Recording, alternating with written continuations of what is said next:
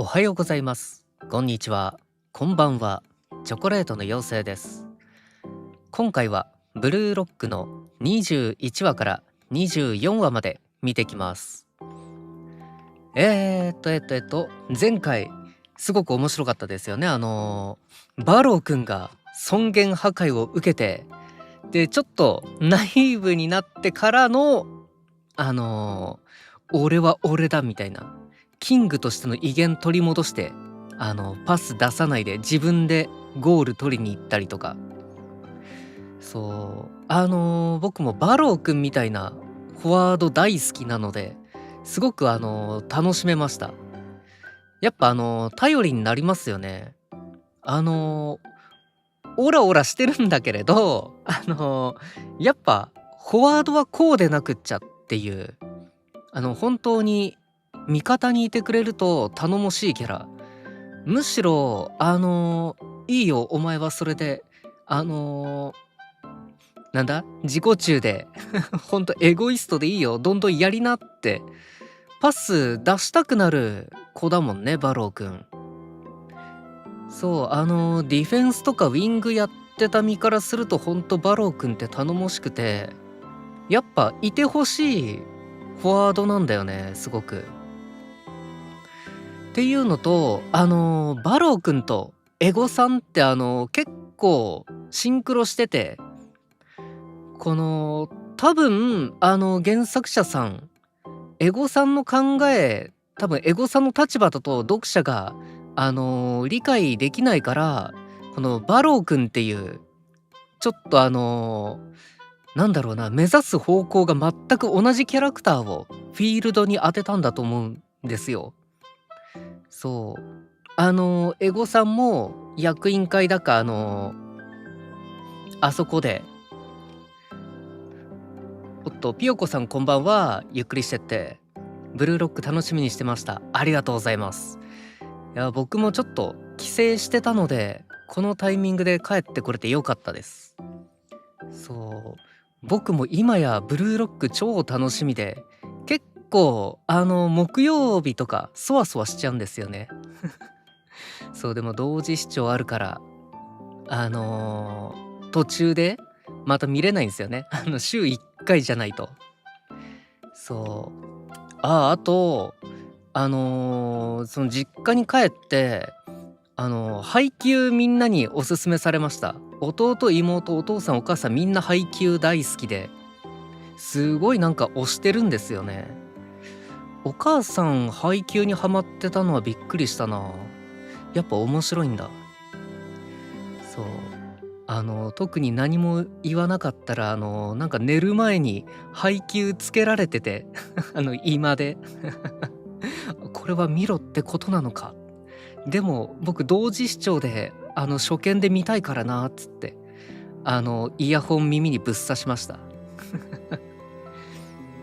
そう配給、来年ブルーロック見終わって、一本何か挟んでから配給見ようかなって思ってます。あれかな、ちょっと違うアニメの話で申し訳ないんですけれど、シャングリラ、フロンティアだったかな、あれの3期がやるので、それの前に振り返り同時視聴しようかなと思ってます。そう、その同時視聴が終わってから配給また金曜日に見ようと思いますので、またお付き合いいただければと思います。私のところも母親見てますね。ああ、やっぱ女性人気あるのかな。そう、ちょこっとだけ見たんですけれど、結構爽やかでしたね。なんか中学生らしいこの楽観的な展望とかあったりで、ほんとざっくりなんですけど、主人公一番最初は助っ人なんだっけ、そうガチってなかったんですよね。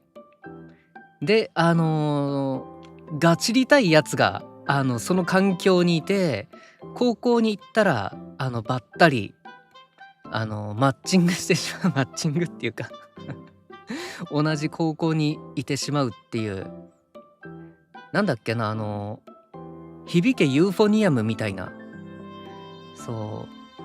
結構この社会性的にやっぱ気まずい部分もあったり、でも中学校でこのちょっと満足させてやれなかったからっていうか、情けないところを見せちゃったし、ちょっとなんだろうな、申し訳ないことしたなっていうのもあって、頑張ろうかなってまたなるの、やっぱちょっとあの年代の男の子らしさっていうのがあって、男の身として結構共感できましたね。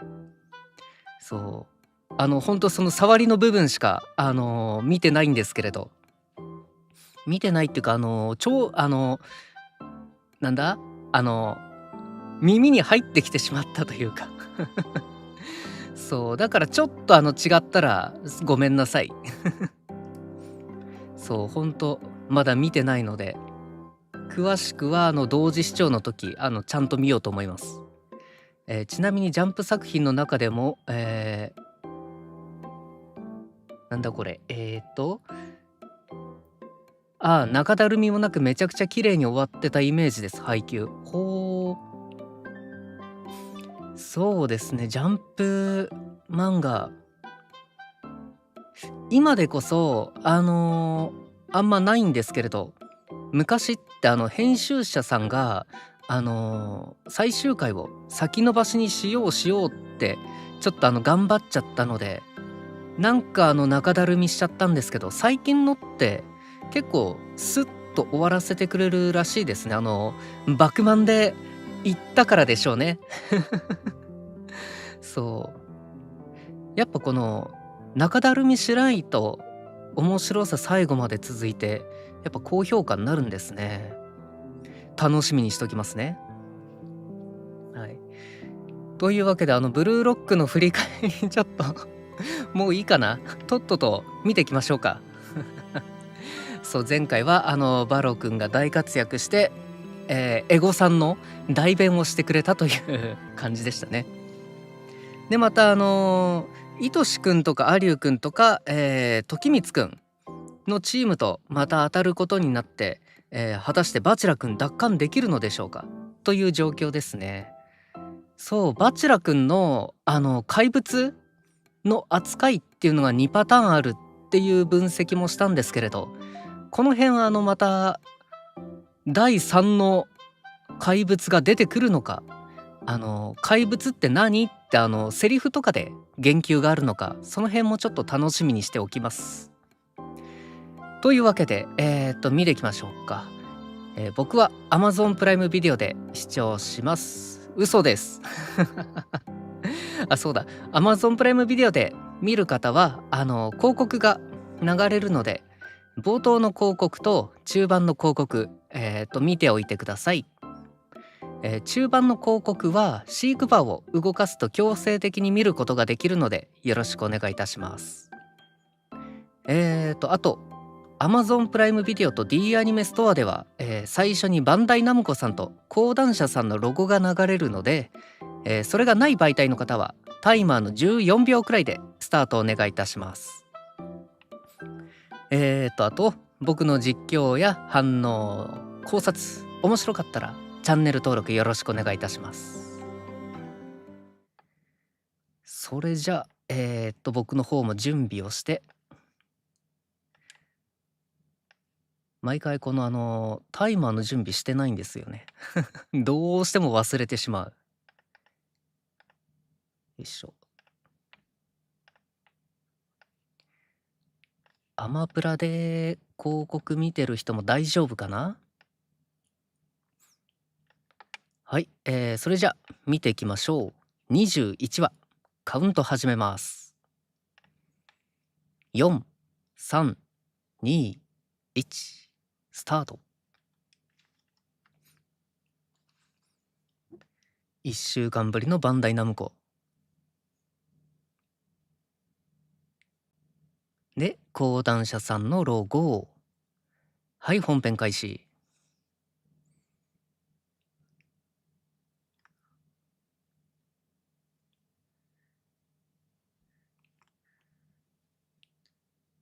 なぎくんって実際サッカー歴1年くらい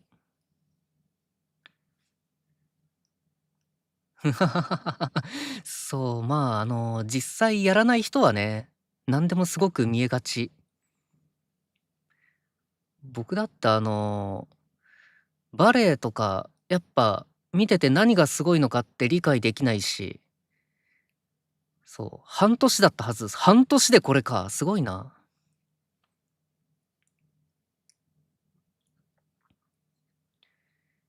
ああ、なんでもロジックあるからな。うん。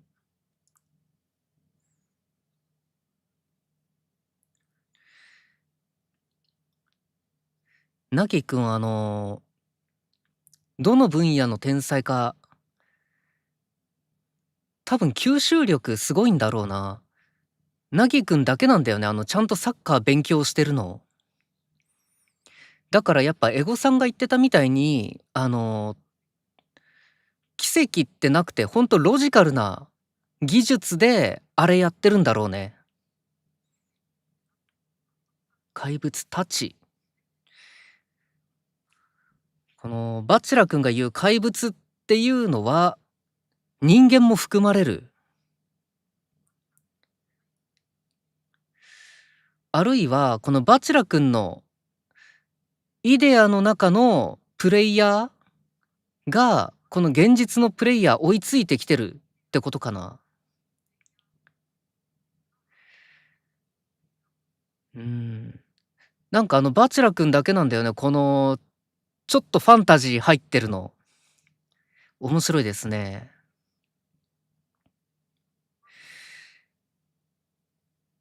そう、ドラゴンボール見てる人は、結構印象深いと思うんですけれど、ご飯とクリリンが地球からナメック星に行く時って、ずっと自分のイデアの中で戦ってたんですよね。イメージトレーニング。ずっとベジータとナッパと想像の中で戦ってたんですよ。バチェラ君もそういうこと普段してたんでしょうかね。そう。このオープニングのパズル、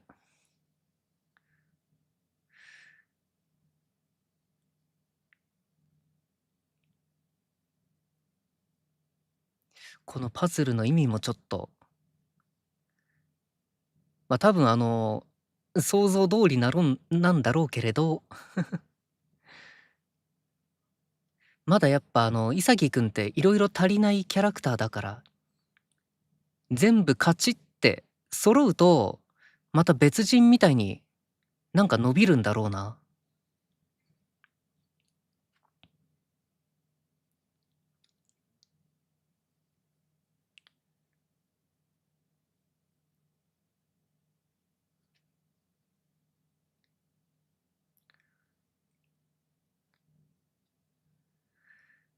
と、色々潔くん考えているのだが、多分凪くんって、これの5歩くらい先にいるんだよな、この考える能力も速度も。だから、潔くんって凪くんに追いつくキャラクターとして設定してるのかな？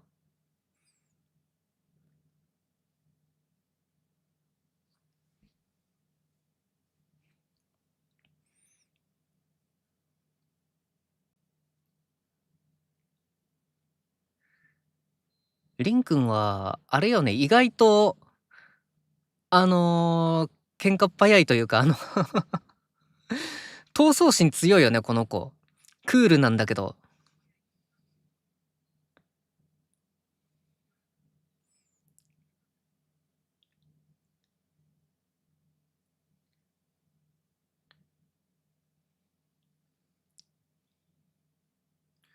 そうね、芝生だからね、スピンがめっちゃ効きます。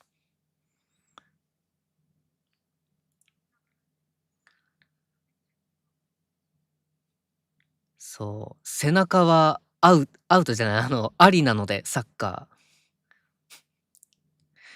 ー。バスケットボールだとダメなんだっけ？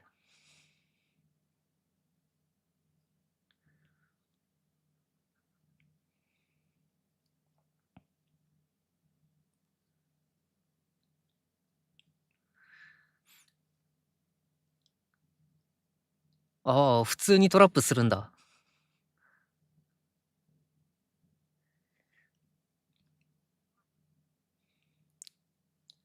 みんななんか当たりみたいにカーブかけてくるんだね、パスで。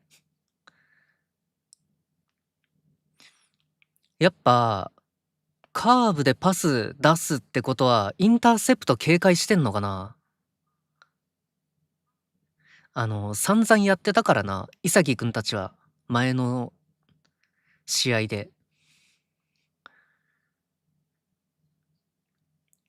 おっと、ディフェンスが足を出すのは悪手。ナイス。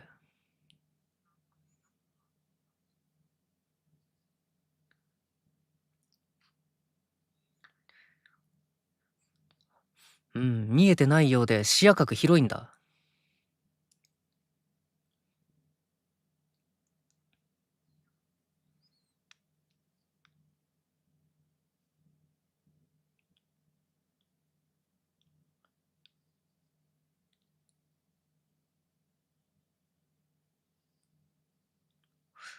ジャンプ作品っぽい。すごい。マリオネット。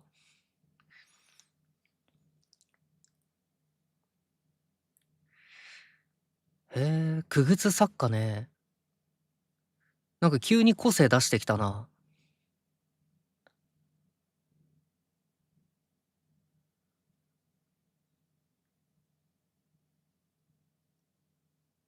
あ、作家じゃなくてサッカーか。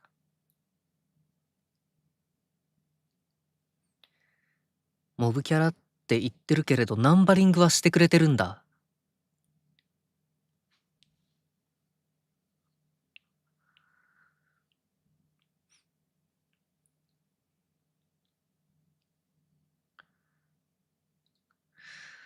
これですね、エースストライカーの特徴ですね。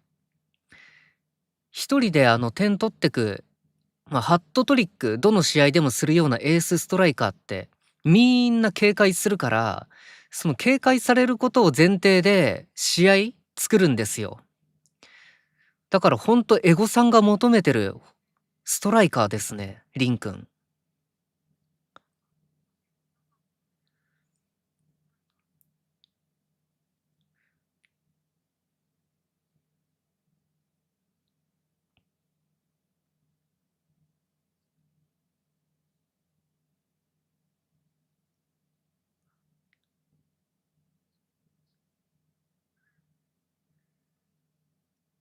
1対4のつもりでいるのか？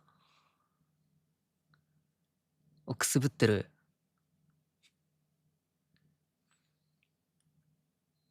いいね、フォワードはやっぱ闘争心むき出していてもらわなくちゃ。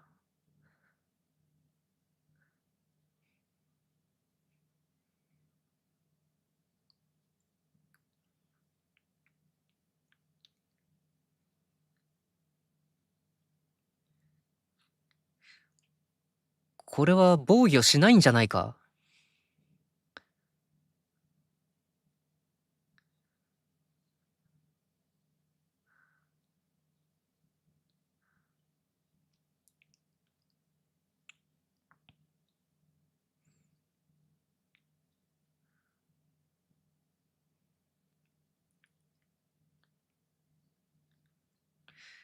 結構一歩がちぎりくん一歩が長いんだけれど、あえて足を出さずに、カットにかからずに、これパス出させたな。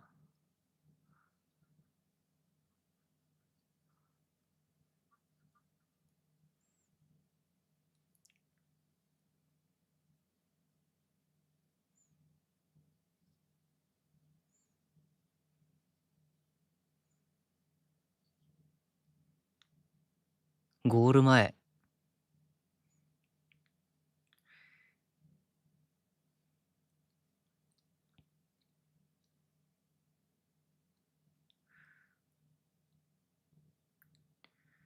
ウィングみたいな動きする。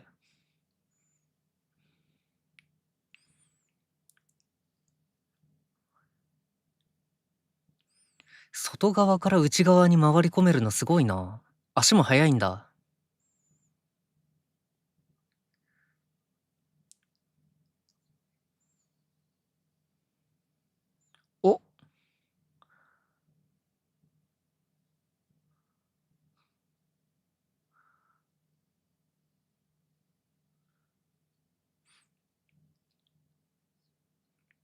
割とやりますね。味方から奪うパターン。特に膠着してる状況ではありありです。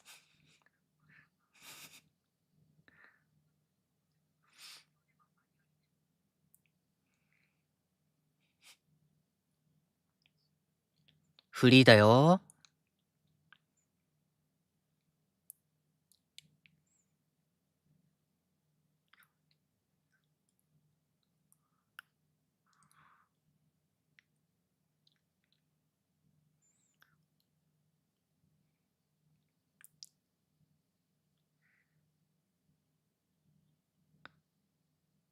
ナイス。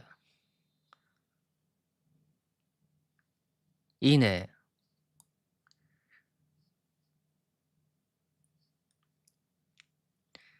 下まつげ。今回結構アピールしてるもんね。出たオープニングのポーズ。ここなんだ。かっこいい。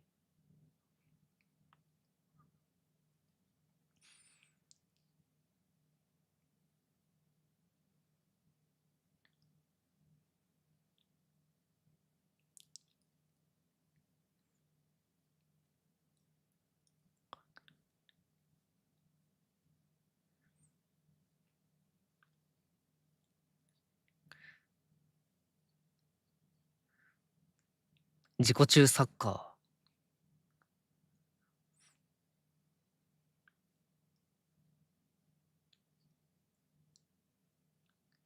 ああ。サッカーの勉強してない潔くん的にはそれありなのか。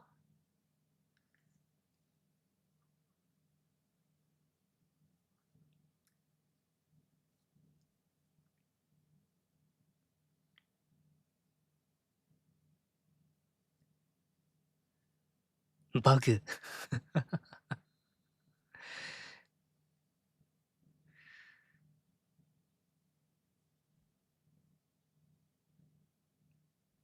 これ今話すの？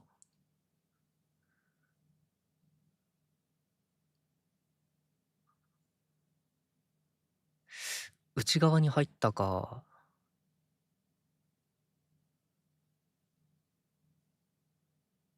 いや、あからさまだろう。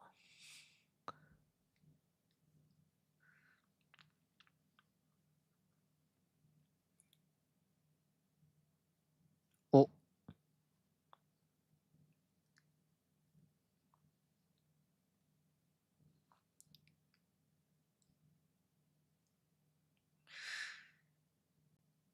そうすると一人フリーになるけれど。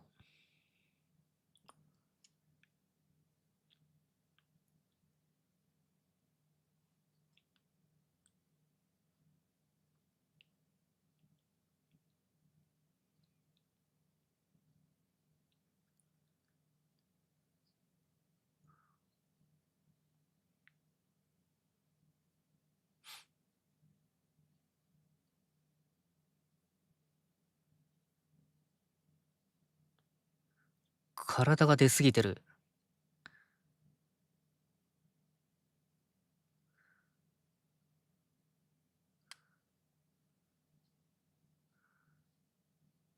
半身。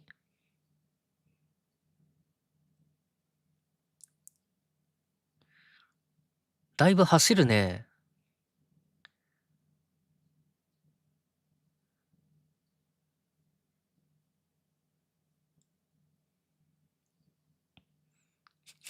ナイス。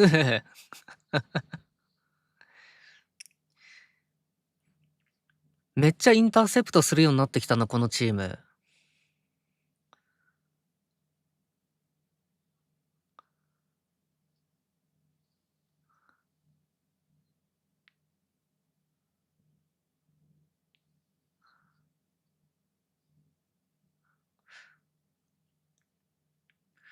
へえ、初めて。ブルーロック見てきて初めての展開。じゃ、相当やばかったんだな。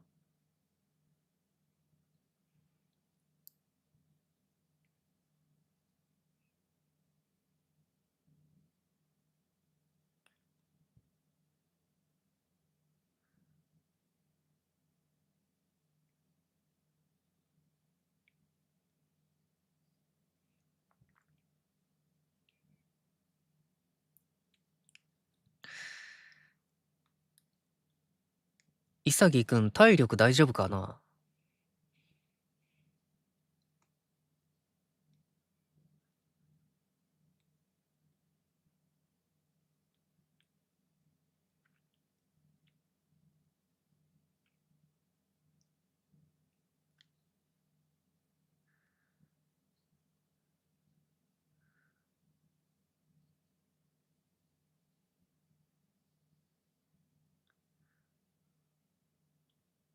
置き去りにされちゃったよ。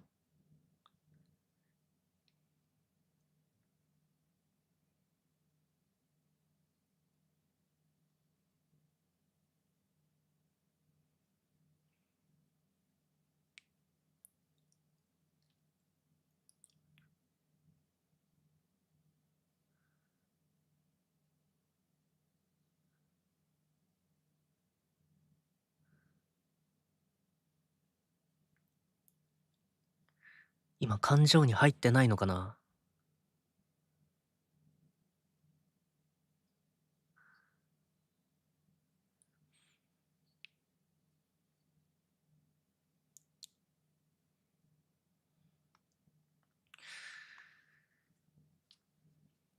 今回この試合でスローインを投げる展開っていうのが今2回目なんだけれど、急にこれ入れてきた意味って何かな？多分シナリオ的な何か意味があるんだろうけれど。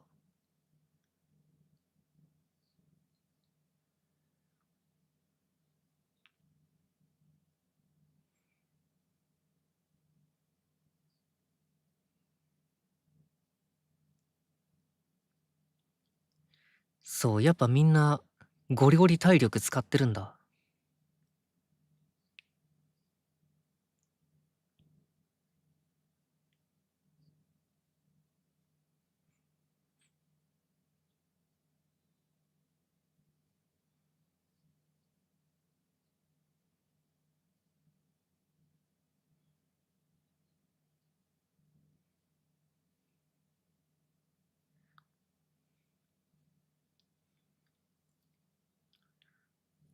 ボール回しするようになった。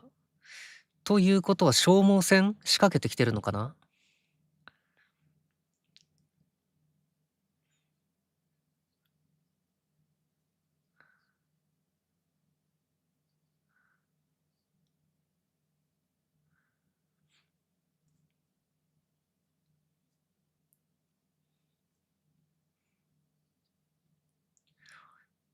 ノーリミット。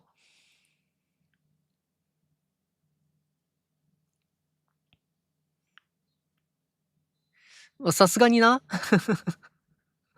ああ、そうだよね。これはね、まずいよな、今のは。いやいやいやいやいや、今のはやばいって。まずいじゃなくてやばいって、さっきの入り方は。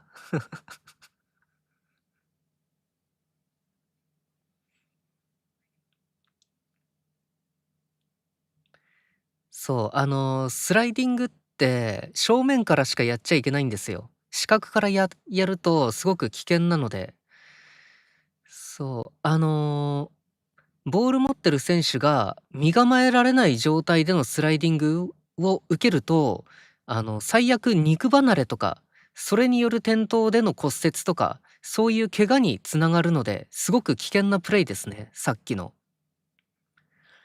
加えてバロー君、肩を持ってたので、これも転倒させる、もうプレイなので、めちゃめちゃ危険でした。ナイス。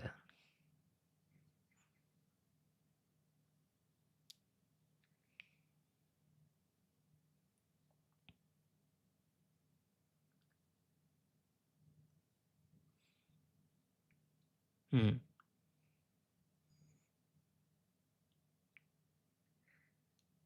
結構これは当たり前ですね。パスはない。ぶっちゃけこの距離、この状況だったら、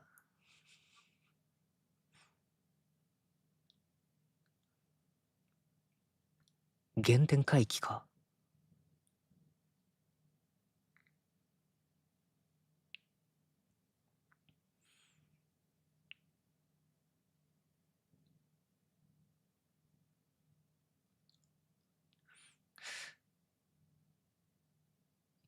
今、バチェラ君ってすごく欲求の変化が今著しくて、昔は誰かとサッカーがやりたくて、今は友達とサッカーがやりたくて、さらにナウな状態では、潔くんたちに追いつきたいっていう。でも、アスリートの考え方じゃないんだよな、それ。だから置いてかれてるんじゃないか？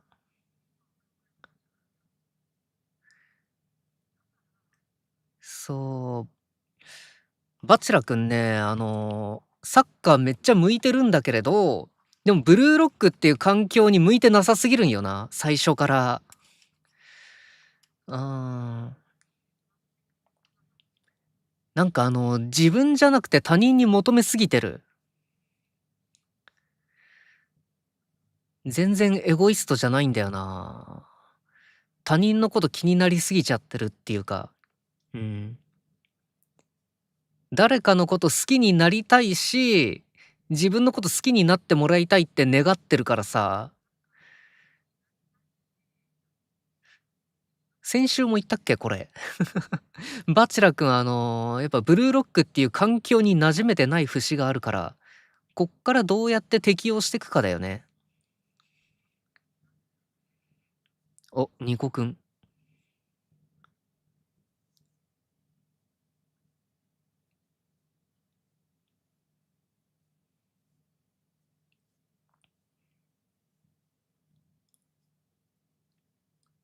健丈くん久しぶりすぎる。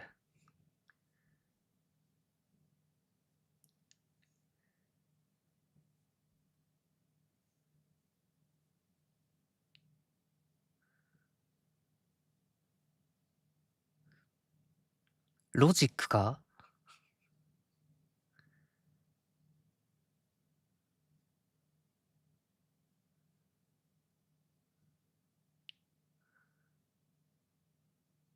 なんかちょっとこいつめんどくさいな。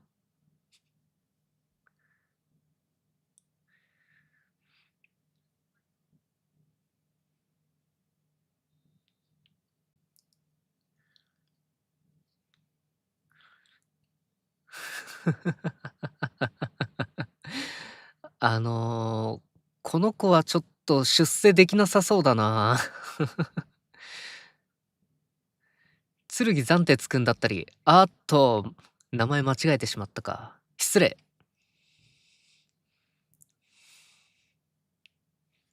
話の通じる。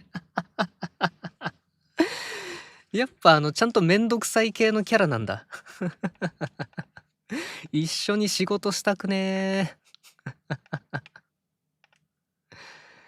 いや僕の仕事する環境に彼みたいなタイプいないけど、いてほしくないよな、やっぱり。めんどくさくて。ブルーロック特殊な名前の人多いから。うーん。ジャンプアニメ全体的に多いですよね、やっぱり。結構ほんと昔のアニメだとハイスクール鬼面組とか、ね、まあ、あれは逆に覚えやすかったけど、キャラクターの個性に沿った名前で、そう。でも最近の流行りだとやっぱキラキラネームまではいかずとも、このちょっとひねった読み方をする名前流行ってますよね。八神ライトとか。最近じゃないか。はい、じゃあ次、22話見ていきます。あ、もうちょっと待った方がいいかな。うん。じゃあちょっと話そうか。バチェラくん、やっぱりちょっとね、自己中になった方がいいんじゃないかっていうか、誰かとサッカーしたすぎる、彼。鬼面組は懐かしい。そう、来年の春でしたっけ？リニューアルしてまたアニメ化するそうですけれど、どうしよっかな、でも曜日によるな。今銀魂の銀八先生をアマプラで配信されたらすぐに見るっていう最速同時視聴やってるんですけれど、鬼面組もそれやろっかなーってうっすら考えてます。うん。鬼面組再放送で見てたんですよね、僕。そう、なんかすごく斬新だったな、当時。結構僕がアニメ見てた時期って硬派なアニメというか、めちゃくちゃやるアニメってなかったんですよ。ドクタースランプとかはあるんだけれど、でもどっちかっていうとドラゴンボールみたいな、そう、すごいことするけれど、無茶はやらないみたいな、そういうアニメしかやってなかったから、そんな中、再放送されてた鬼面組ってほんとむちゃくちゃやってて、生身の人間が壁、あの、突き破ったりとかえハンマー裕次郎かなみたいな。そう。すごかったな、あれ。何やってもちょっとちょっとなんか、鼓舞できるだけで全然死にそうにないっていうか人間大砲やっても、かなり破天荒ですもんね。ほんとに。そう、だからあれ、すごく斬新だったな。あとパタリロとかも。あれ、パタリロ、そうか、初めて見た BL かもしれん。なんだっけ、バンコランさんと、相方の方覚えてないや、名前。そう。なんか当時、なんでこのカップリングが成立するんだってちょっと謎だったけれど、誰が殺したクックロービーってやつね。そう、それそれ。そう。パタリロね。でも結構僕の人生観、パタリロに影響を受けてるところあって、そう、オープニングの誰も考えつかないことをするのが大好きっていうフレーズ、すごく頭の中に残ってて、あの、結構もう中学の頃から誰もやらないことをやろうっていう座右の銘でしたね。うん。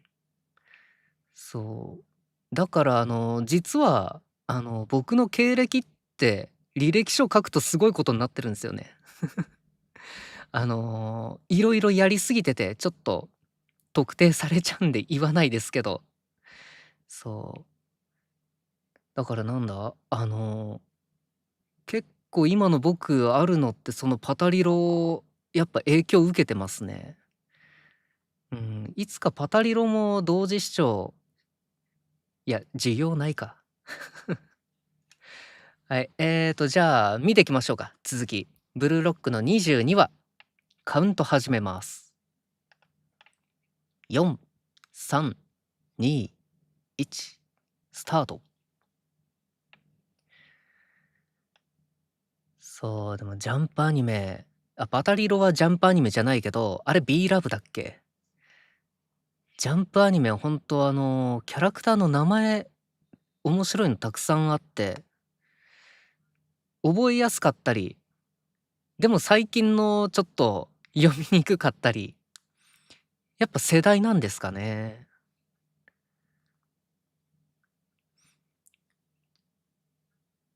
あ、ブルーロックマガジン。ジャンプアニメじゃなかった。そう、やっぱりあれなんですよ。僕、漫画全然読まないので、っていうか読めなくなっちゃったので、この辺は疎いんで、ご容赦いただければ。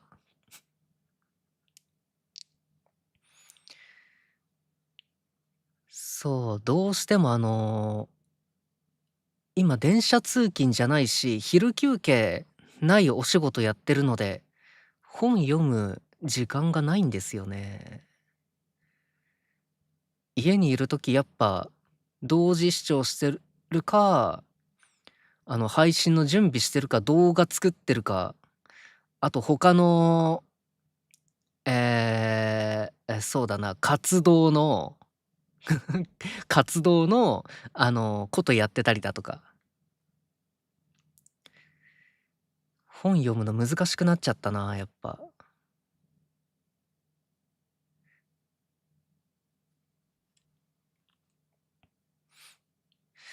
さてさて、あと、バローくん、結構活躍しているようで、ちょっと不満そうなんだよな。イライラしてる。うん。読まないとわからないもんですね。どの雑誌か。なんとなくこの雑誌っぽいとかはありますけど、最近はわからない。うーん。マガジンといえば、治安が悪いことで有名ではありますけれど、ブルーロックってそういうのじゃないですもんね。そう、学生同士の抗争とか、マガジン漫画ってそういうイメージ結構ありますけど。うーん。あとやっぱ流行りってあるので、みんなそこ狙いに行って大同小異になってしまっているっていうのも多分にあるかもしれません。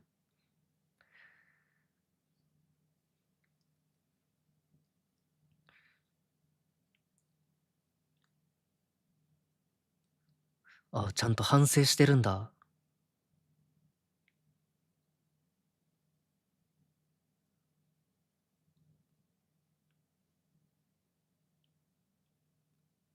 セッティングミス。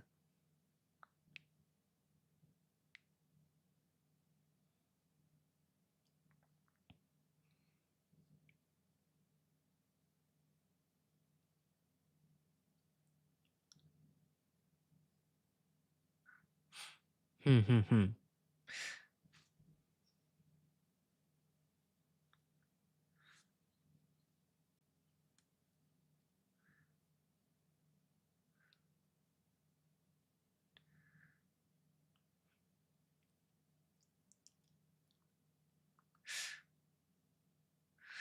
うん。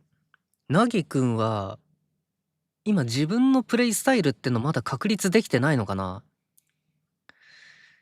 その状況状況で最適な動きをしているだけって感じかな？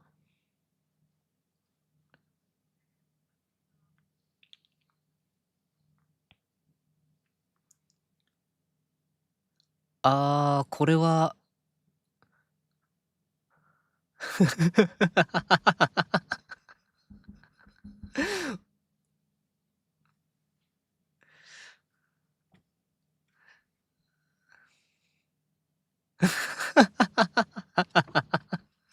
時光くんちょっとおもろいな。あ、やっぱりおとりにされてた。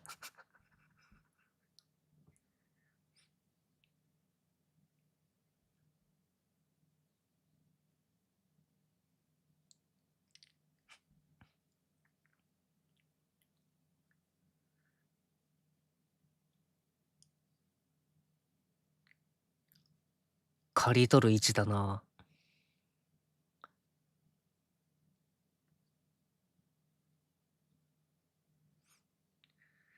割と素の煽りスキル高い気がする、時光。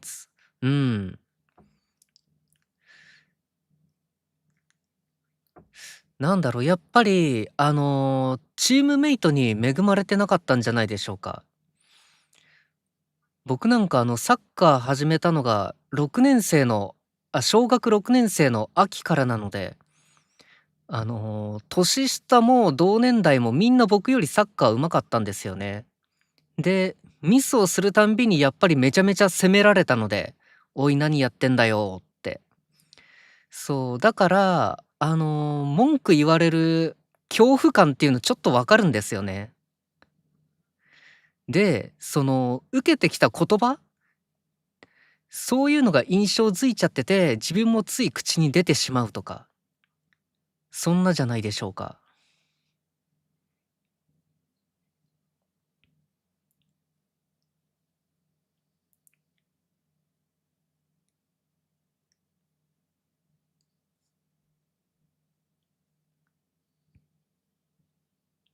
おう、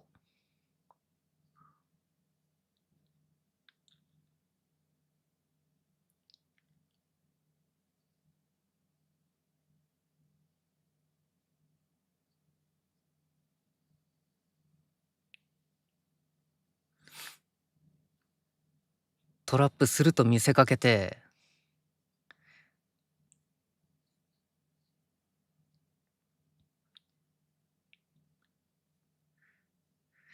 まあね、大体の選手はトラップしたいからな。決定率上げるために。そう、多分、ゴールキーパーが、これ人間だったら、取れなかったんだろうけれど、ぼったちのAI だからな。AI だかロボットだか。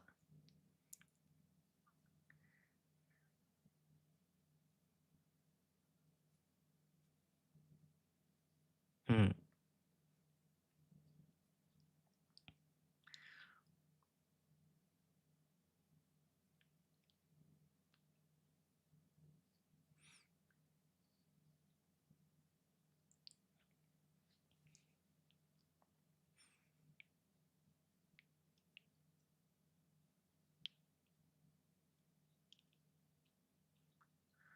まあ、よく言う、上手いやつほど読みやすいってやつな。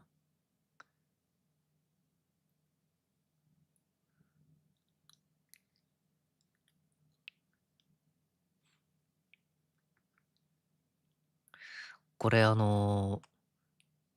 バロー君がインターセプトしてたらどうなってたんだろう。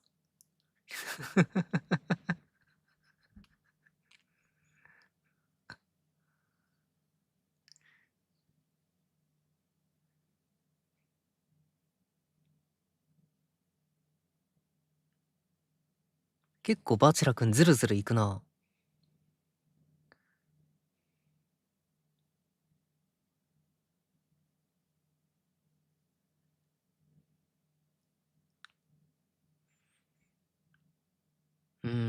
それだよな。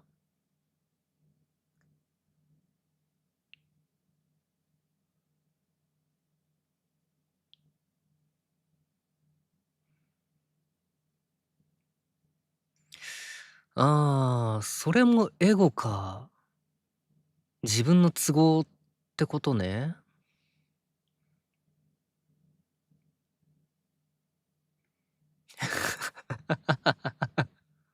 お前がおしゃ言うんか。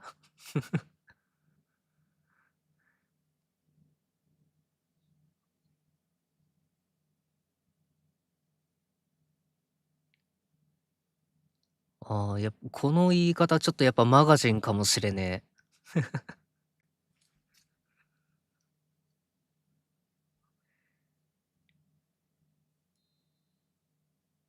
こっから後半。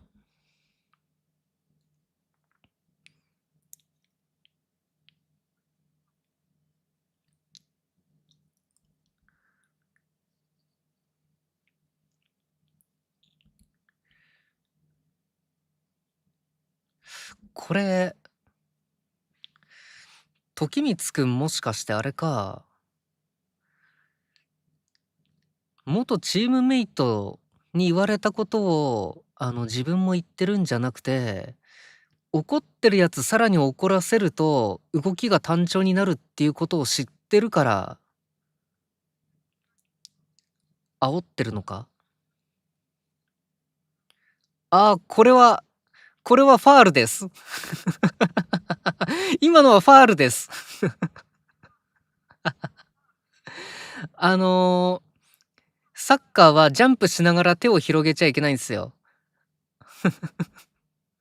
あと、あの高さで足を出すのもダメです。まっとうな試合だったら今ので止められてますね。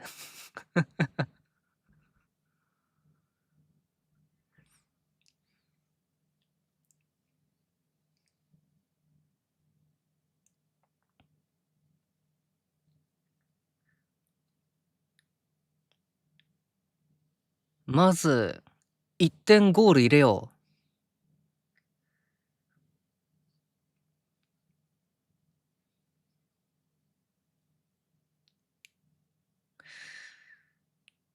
そうね、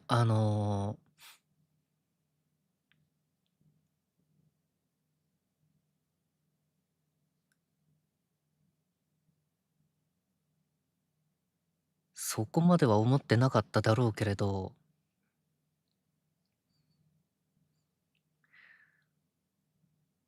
そう、これ大人的な社会性の問題で、やっぱ何も生産しないやつって、あの、会社の力としての、やっぱ感情に入れられないから、今この4人チームにおいて、バチェラ君って何にもやってないからさ、何にも得点につながるプレイできてないから、そう、だから信用されてないんだよな。で、これ潔くんたちのチームから見てもそうで、何も仕事しないやつ、じゃあここでか自分たち勝っても選ぶかって言ったら、そんな不良在庫いらないよなってなっちゃう。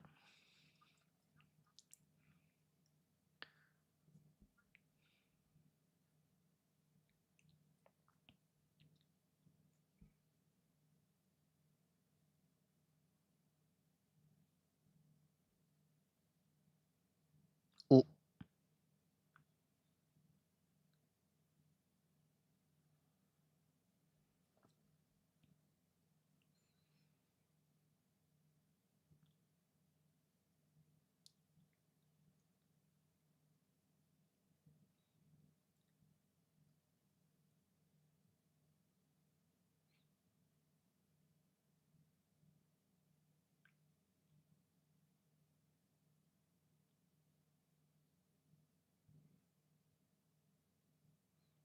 うん。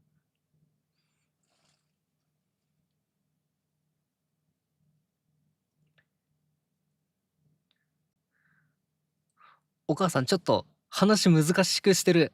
子供相手だからもっと噛み砕いて。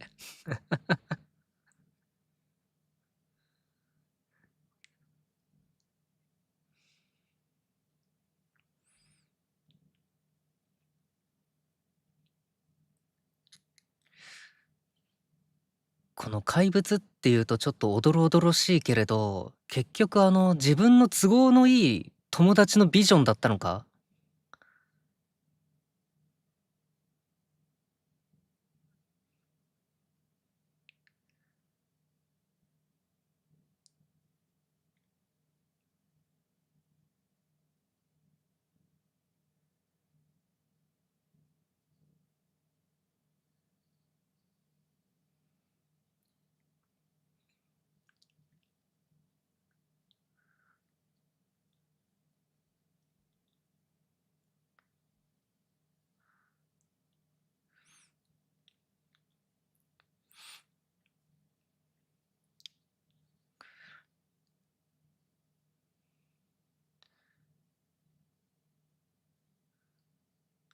ほうほうほうほうほうほう。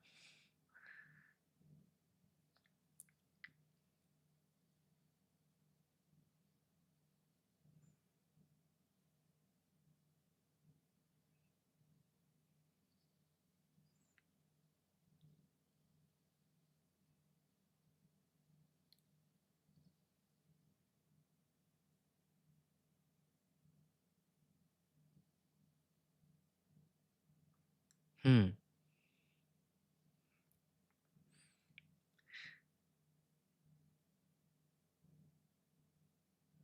お、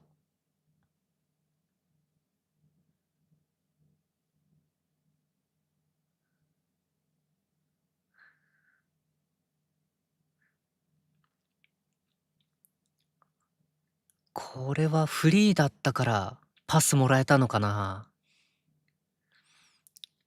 偶然じゃないって信じたいな、これは。たまたまそこにボールが落ちたんじゃなくてパスだったって思いたいな。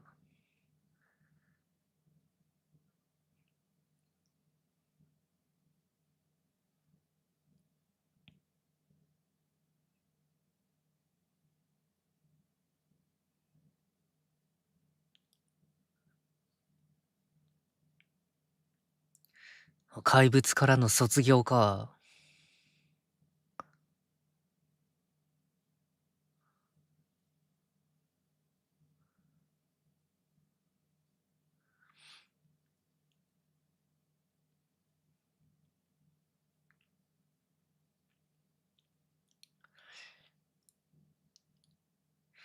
いや、これはやっぱり、あれなんじゃないか、2つ目の怪物なんじゃないか。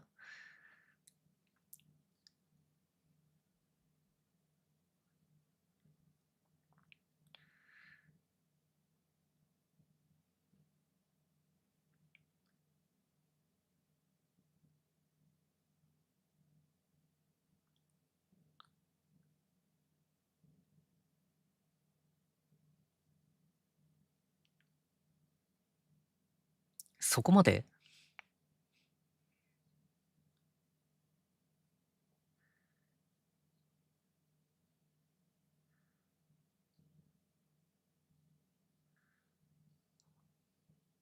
いいぞ。フォワードらしくなってきた。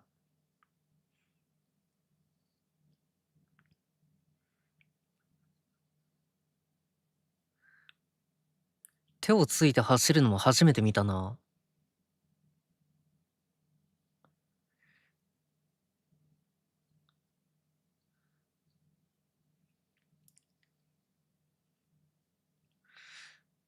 ああ、ファウルファウルファウル。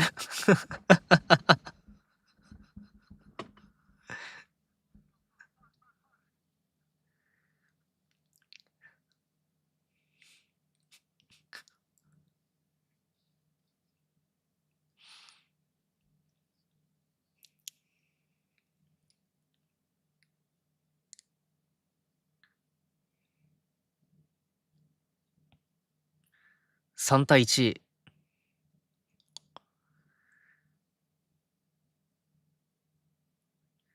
さあ、1話の再現。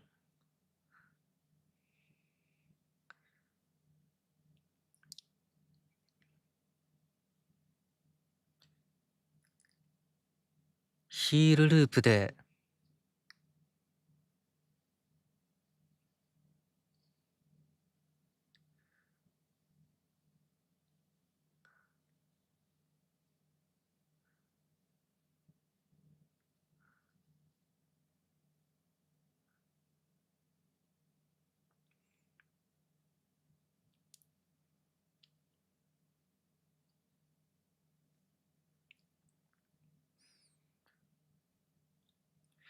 ここで潔くんが怪物っていうワードを使う。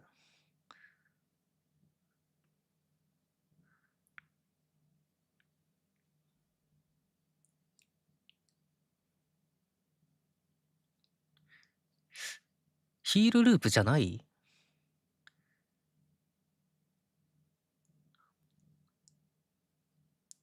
ああ、コマが足りねえ。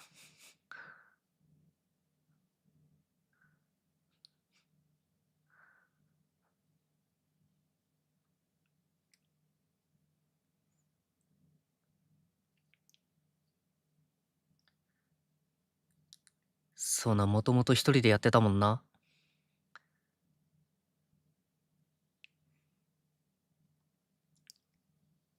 ああ、ファウルファウルファウル。ちょっと待って待って待って。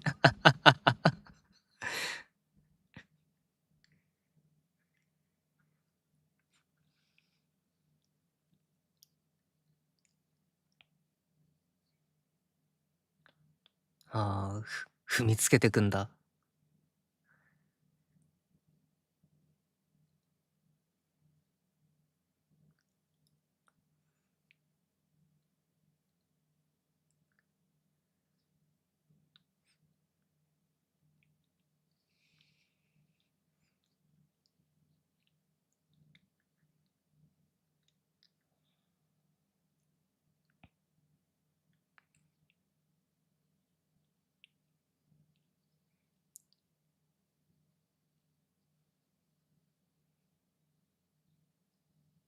こっからね。あれ？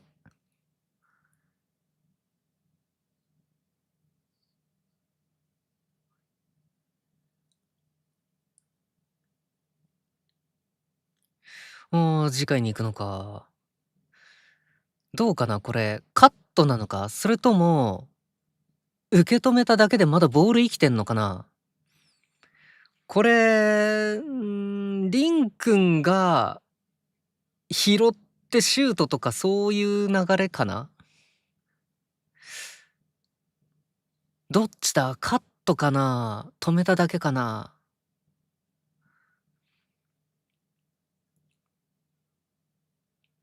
読みの読み、いい加減ね、リンくんも潔くんの裏を取らないとっていう段階ではあるけれど、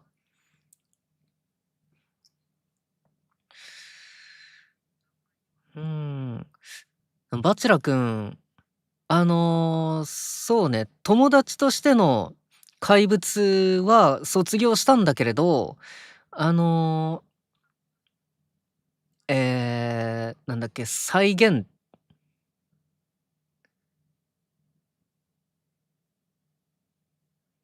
なんて言ってたっけ、前回。ちょっと待って。シミュレーション？シミュレートとしての怪物まで手放すのはちょっと惜しくないかな。さっきちょっと使ってたよね。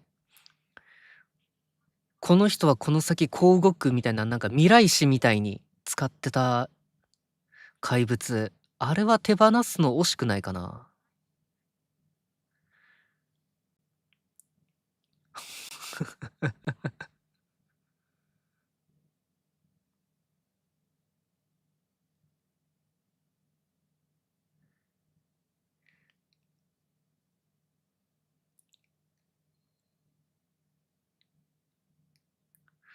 これはオシャなのか？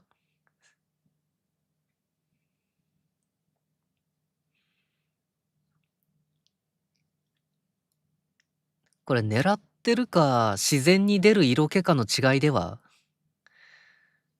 天然か養殖かの違いなのでは？面白い男。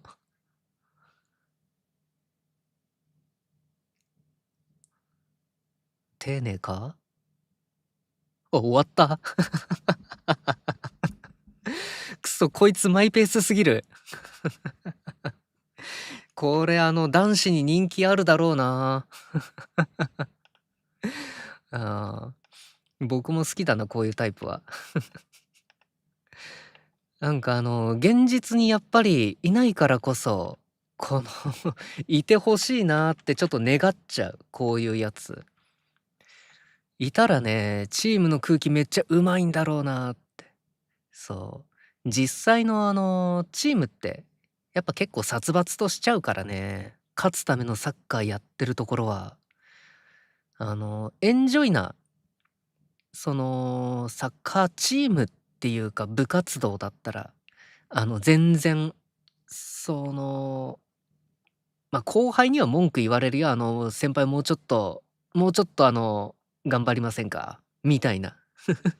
言われるけれど、でもガチらない方がやっぱ空気はうまいからな。うん。でも、アリュウくんも、あれだよね、強いからこれが許されてるんだよな、多分。そう。やっぱ強い人の特権だよね。いろんなこの自己中が許されるって。仕事でもそう、やっぱ、今回のバチェラくんみたいに、結果出してないか、バチェラくんは。結果出せるから、ちょっとした生意気も許されるとか、やっぱ会社に似つかわしくないアイテムを身につけていても、誰も文句言わないとか。そう。やっぱそうだからね、社会って。そう。なかなか、なんだ、物事こなすの上手じゃない人にとっては厳しい話だけれど、まあ、あれよな。あの、それが嫌だったら環境を変えましょうってことか。うん。なんやかんやで、まあ、でもあの人仕事できるしなで済まされるイメージ。うん。やっぱそうなんですよね。ちゃんと結果出せる人が正義なんですよね。どういう社会形態とかコミュニティにいても。うん。仕事の内容で文句言わせないというか、ああ、そう、内容ね、やり方の部分とか。確かに。うん。まあ、文句は言わないけど、まあ、内心いろいろ思われちゃうよねって。ま、それをやっぱ言葉に出させない力っていうのが、その説得力なんですよね、仕事に対する。うん。そう。だからこのアリュー君ってやっぱ、そうなんですよね。すごく社会性の塊というか、うん。なんかちょっと嫌なキャラクターの見方かもしれないけれど、ね、そう、すけ成果上げられるんだったら誰にも文句言われないし、それが嫌だったら、あなたが環境を変えてくださいっていう、うん、他行ってどうぞみたいな。ね、実際の社会ってやっぱそうだからね。うん。はい。ちょっと薄汚い話をしてしまいましたが、次、23話見てきます。カウント開始。4、3、2、1、スタート。っていうか、まだ23話、すごく21には濃厚で、もうなんか3話見終わったような気分でいた。まだ2話しか見てないのか。すごいな、ブルーロック。どんどん面白くなってく。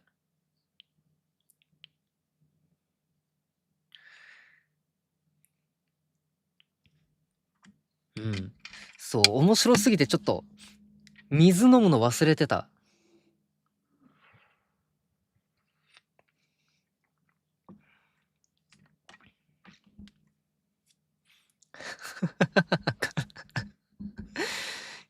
2回目でもこの切りもみ笑っちゃう。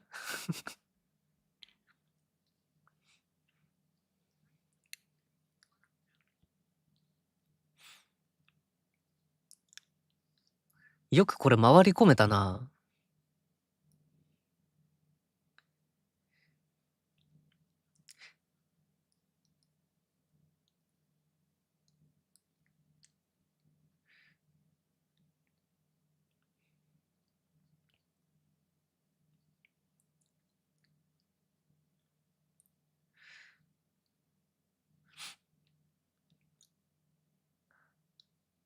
ランダム。あ、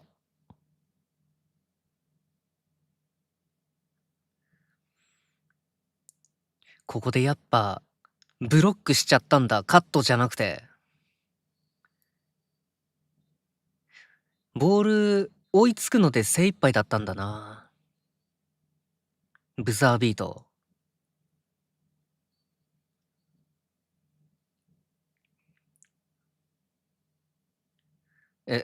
伊崎くんか今の。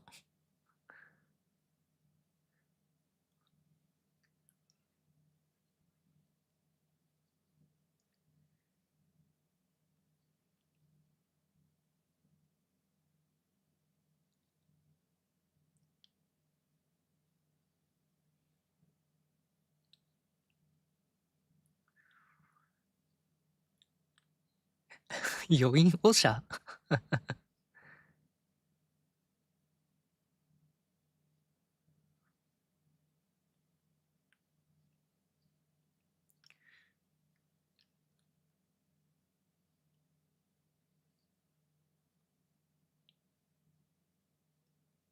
うん。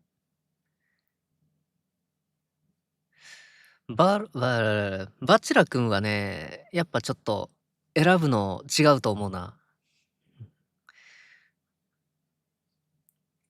うん。そうだよね。リンくん的に気持ちのいい試合ではなかったよな。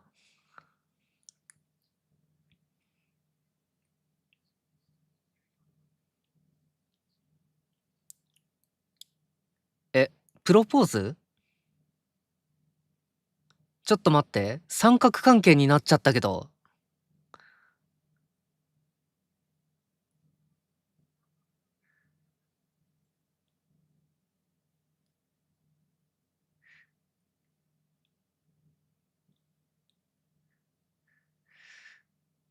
うーん、まあ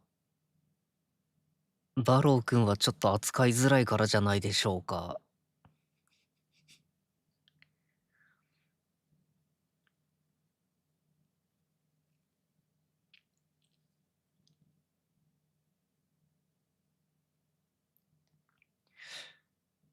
運かな。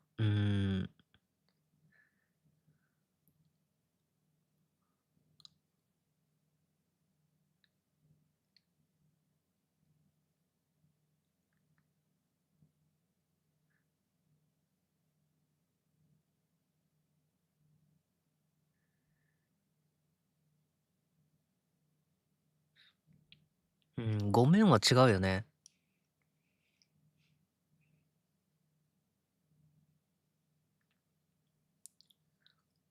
いいですね、みんな結果主義で。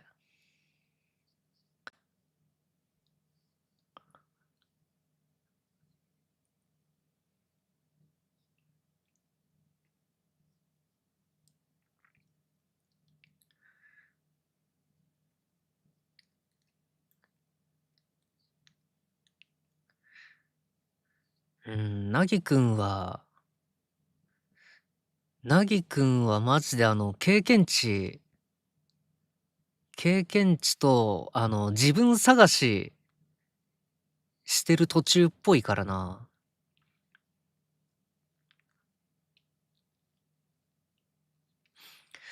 なぎくんそうだな、別作品なんだけど、スラムダンクの流川楓を強くしなさすぎたキャラクターみたいな立ち位置なんよな。そう、天才なんだけれど、伸びしろを残してるキャラクターっていうか、最初っからマックス強いキャラクターじゃないから、だから見どころあるっていうか、期待できるんよな。まだ完成されてないから。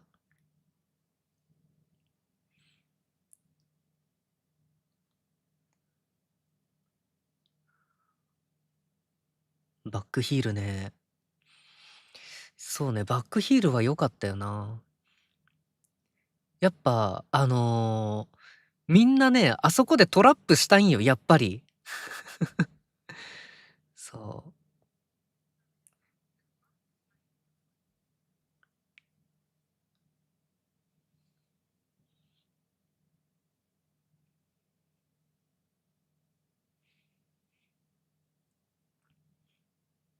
うん。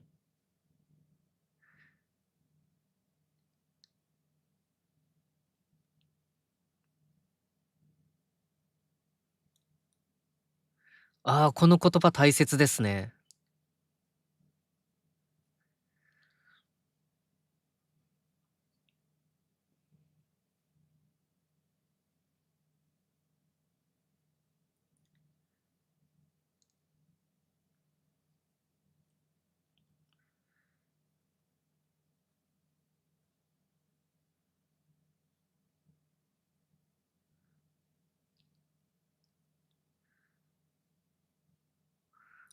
この矢印ってプロジェクターでわざわざ投影してんのかな？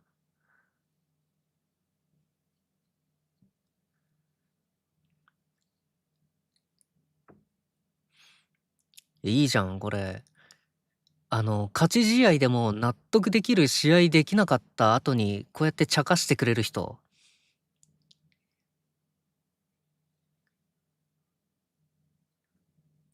勉強じゃね？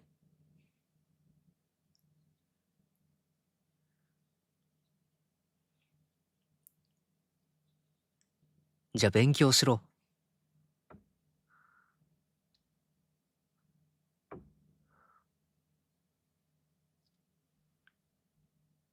うん。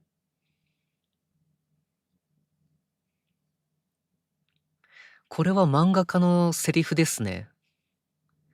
結構漫画業界、口酸っぱく言われることです。香ばしい？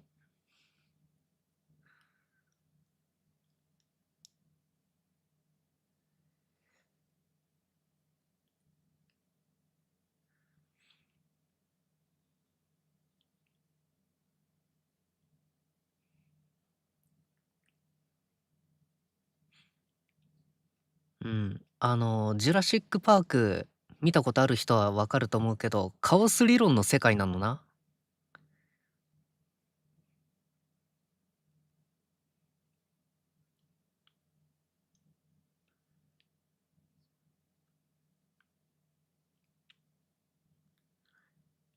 ああ、リスクマネジメントの話か。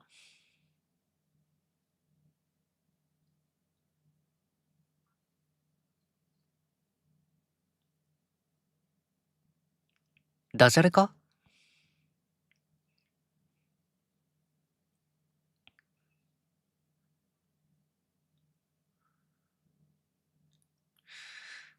これは、うん。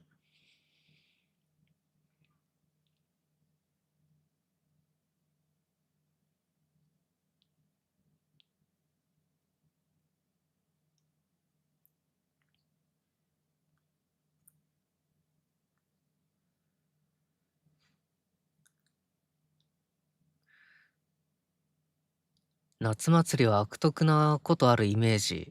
うん。まあ、フェアネスじゃない商売やってるところもあるよね。やっぱ箱の中身全部開けないと真実が明らかにならないだけに。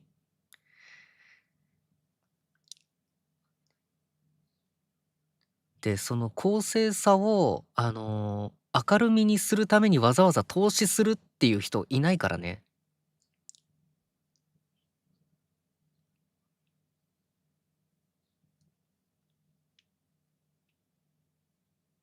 うん。そうだよね。このスポーツにおけるかもしれないプレイってすごく重要で、僕も中学サッカーやってた時散々言われた。ディフェンスの仕事はあらゆる可能性を潰すことだって。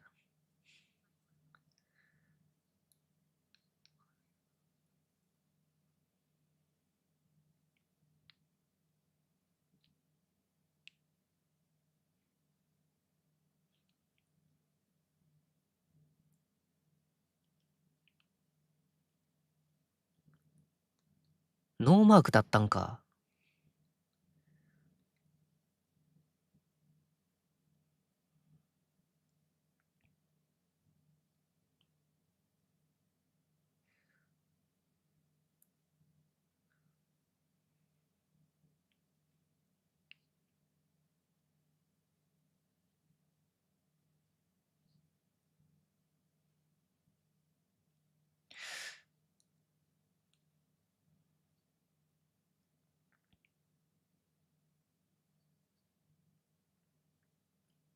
うん。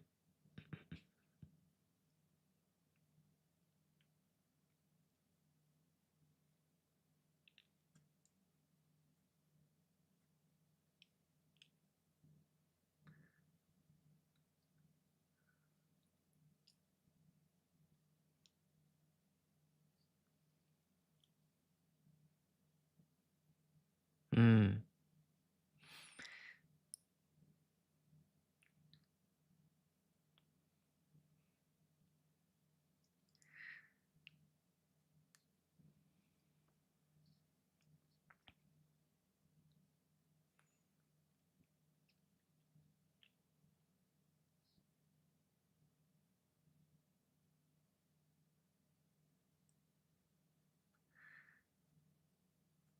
これね、やっぱり編集部、漫画家とか小説家とか、ひたすら作品書かせるためによく言う、うーん、運の話ですね。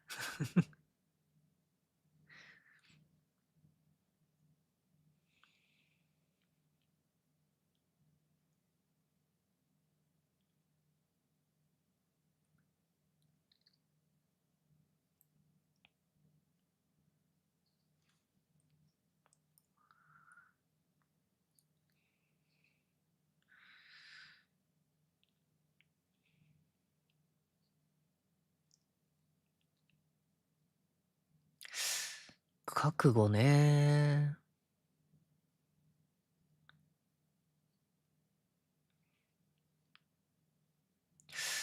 うーん。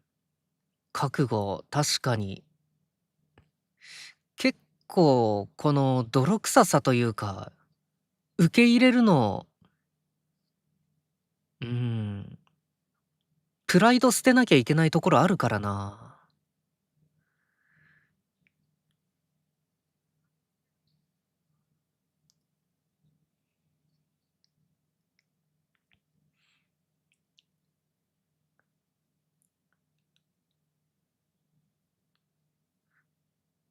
親指すごく反ってないか？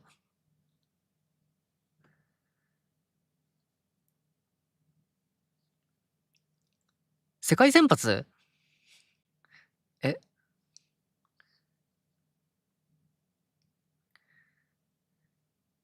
よその国のその、選抜チーム引っ張ってきてくれたんだ。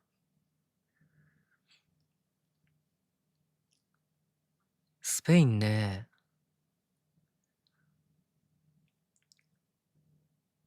ああ、本場じゃん。アルゼンチン、ここも強い。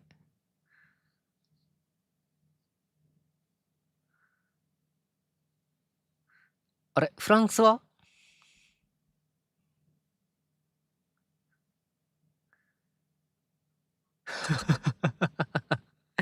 ちょっと待って、時光お前なんか、噛めば噛むほど味が出るガムか、こいつ。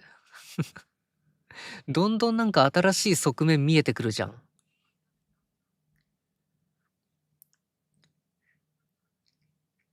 ああ、フランスいたわ。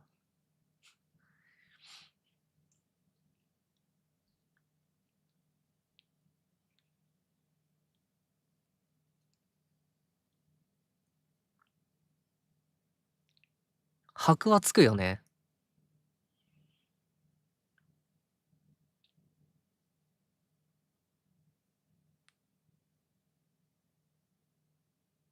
ヨガ。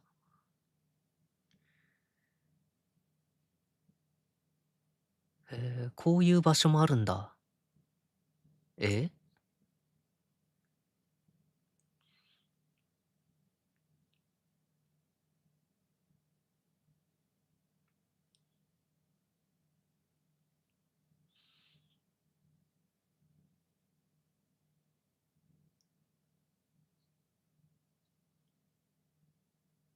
うん、マジそれな。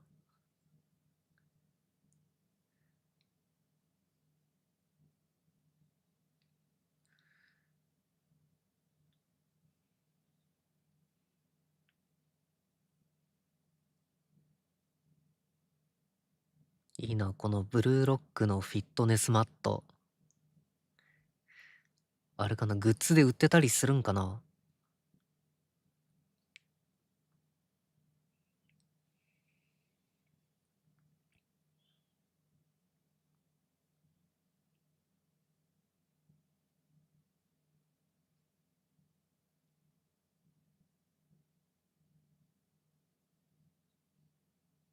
そうなんだ。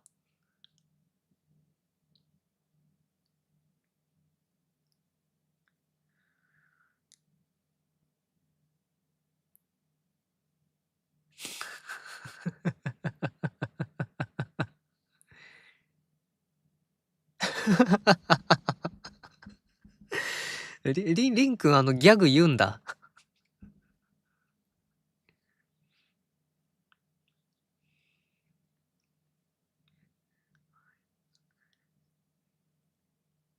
うん、これは良くないですね。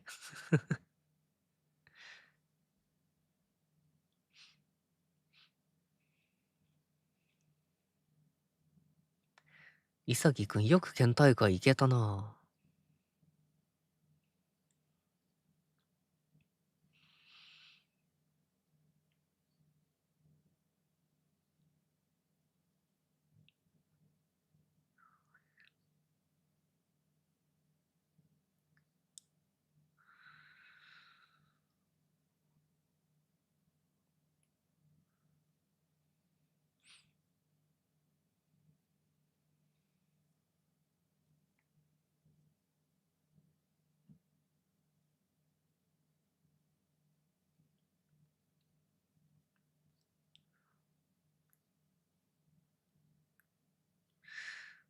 この辺まだ抽象的だけど、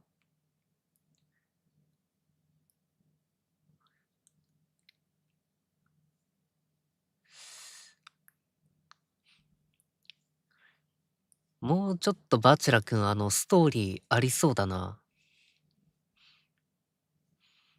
うーん。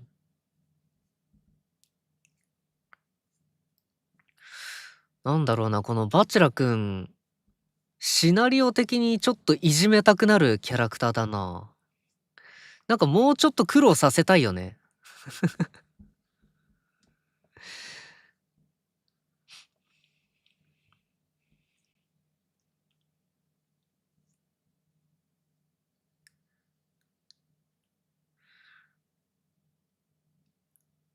みんななんかオーラ放ってる。あ、これはね、テニプリでも言われてたね。日本人はひょろいって。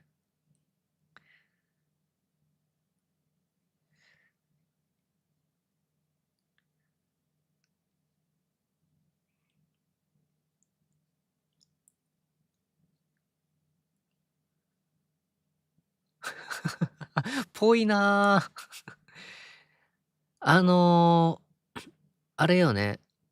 オーラルコミュニケーションっていう教科あるよね。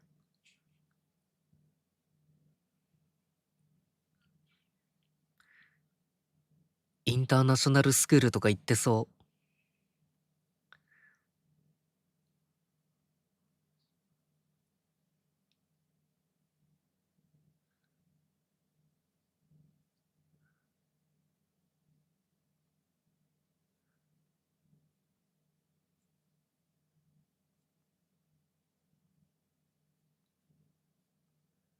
あ、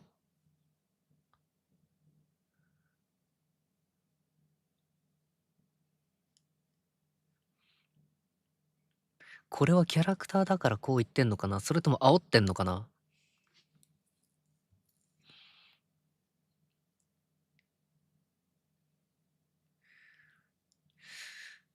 へえ、コールドゲーム、コールド製なんだ。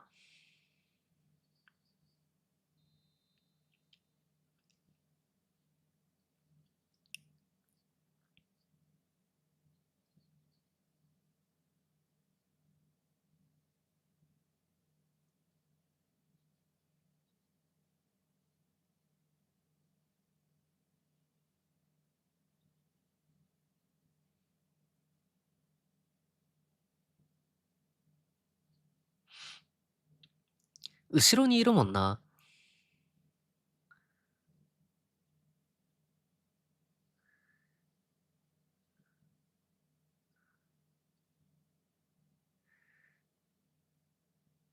これは、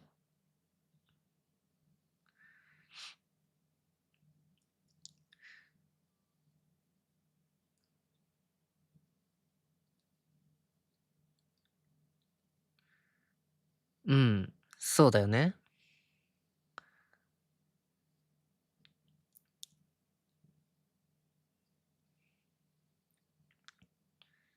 ナイス。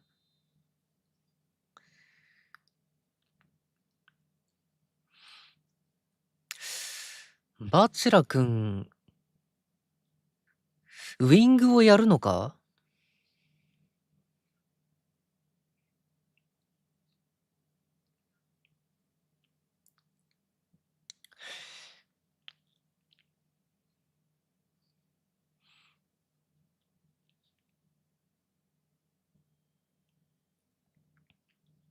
あ、アディショナルタイムあるんだ。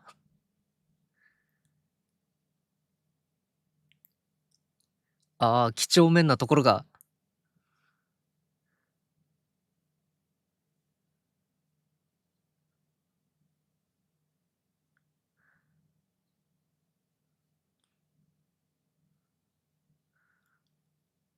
あ、お母さんがいないから。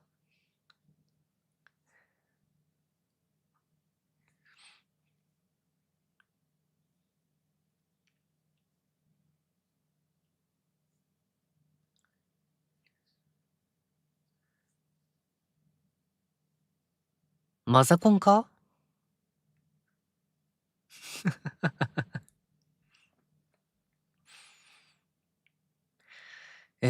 さっきのバチェラ君のポジションちょっと面白いところがあって、真ん中から攻めてったんだけれど、外側に誘導されてて、かつ、外と内側から挟まれる位置にいたんですよね。で、前にも横にも進めない状態だったのがちょっと面白くて、これは多分たまたまじゃない。向こうのディフェンスがすごく上手くて、完全にバチェラ君をブロックする動きだったんじゃないでしょうか。そうだけれど、リン君、気配消してたからかな、ノーマークでしたね。うん。パス出されても、ブロックできる自信があったのかな。それか、まあ、お粗末な話なんだけれど、潔くんとバチェラくんしか見てなかったのかな？っていうか、リンくん、左のウィングやってたんだ。はあはあはあはあはあ。まだちょっと最序盤のワンプレイだけですけれど、なかなか、うん、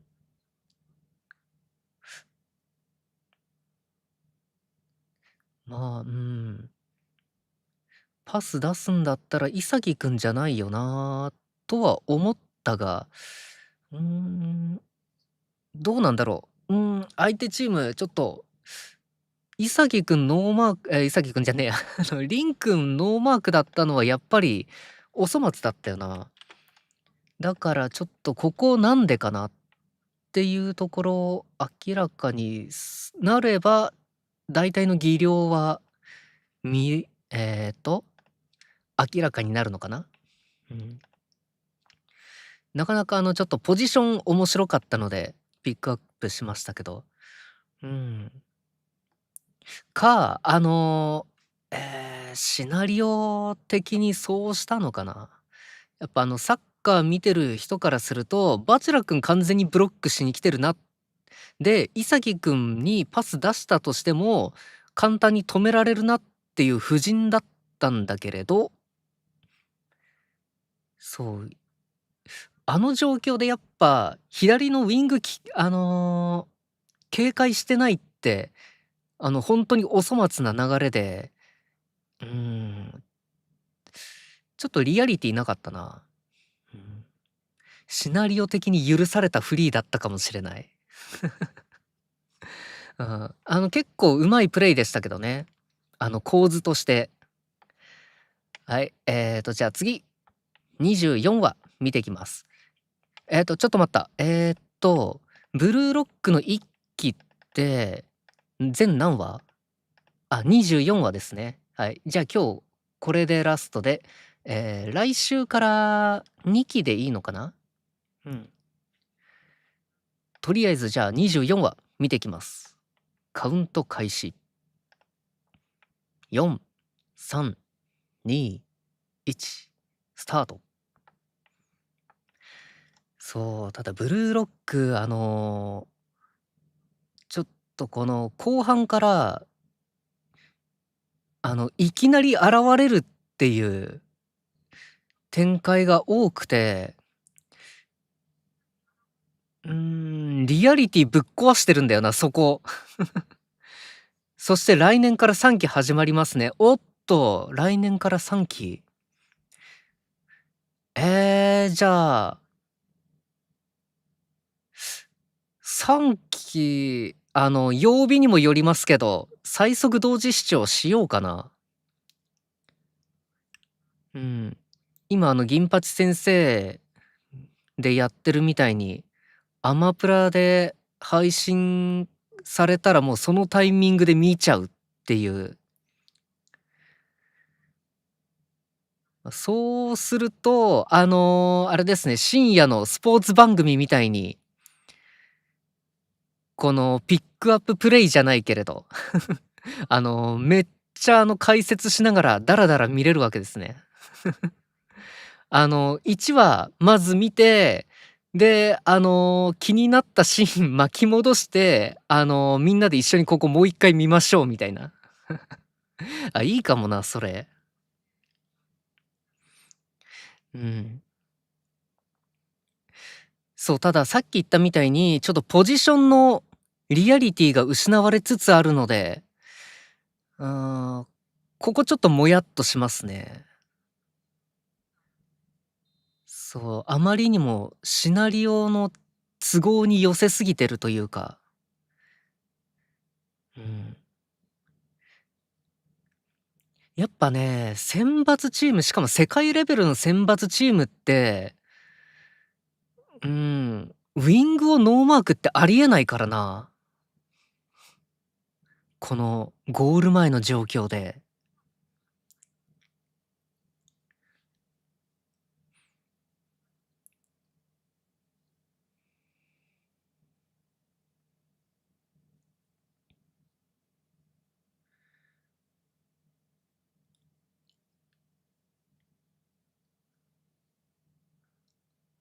ああ、やっぱこの三角関係って公式なんだ。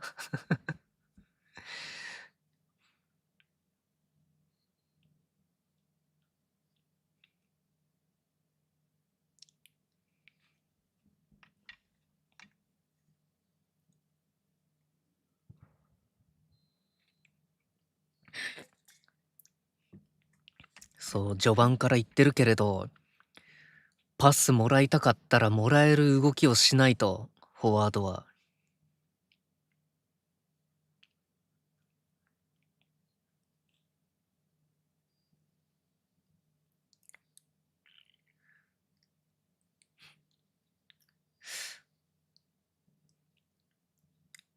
これは、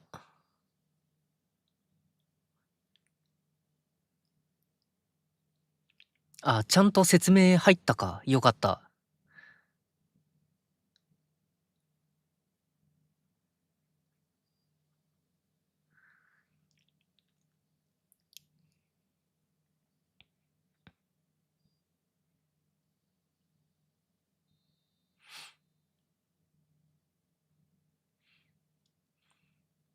うん。このやっぱ格が高いからこそ許される演出と、セリフで補足してるからまだリアルを逸脱してないというか。うん。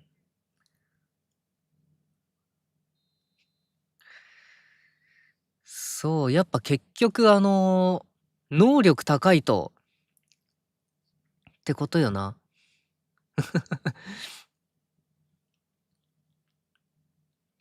なんだろうな、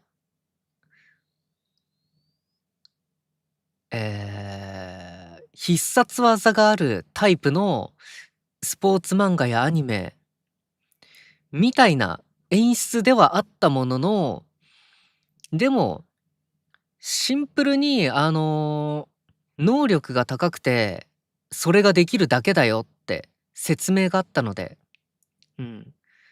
あ、間違えた。2006年は実写映画でした、ブルーロック。3期は制作決定の発表でした。ああ、そうだよね。実写の方も、なんかやるっていう噂は聞いてました。そっちか。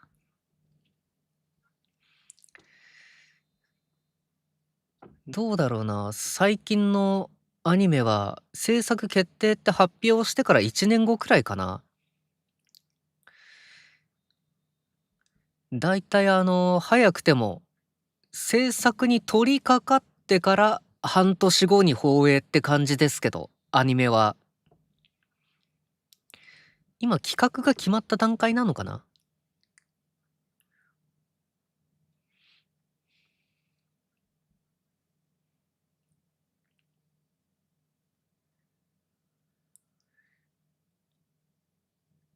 そうね、まだテクニックとか、戦術とか、戦略とか、そういうの関係なしに、ただ能力で負けてるって感じだね。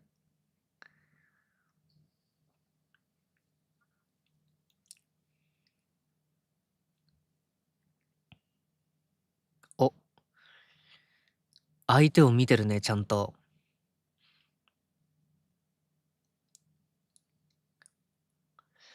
これブルーロックであんまりなかったんだけれど、おお、もう負けちゃった。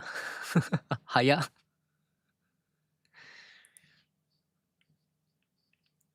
査定。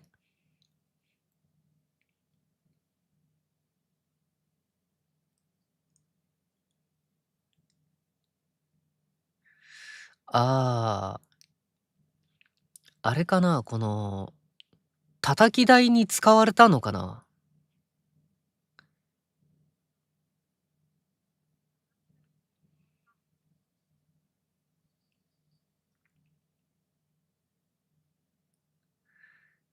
？2期は1年7ヶ月とかだったらしいですねって。うーん。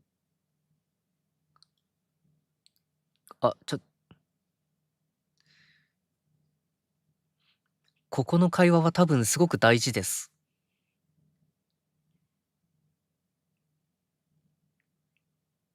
うん。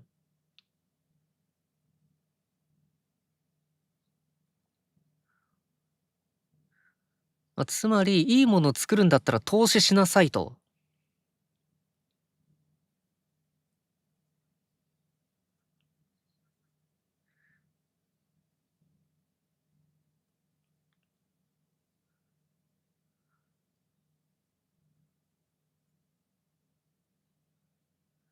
負けちゃったからな。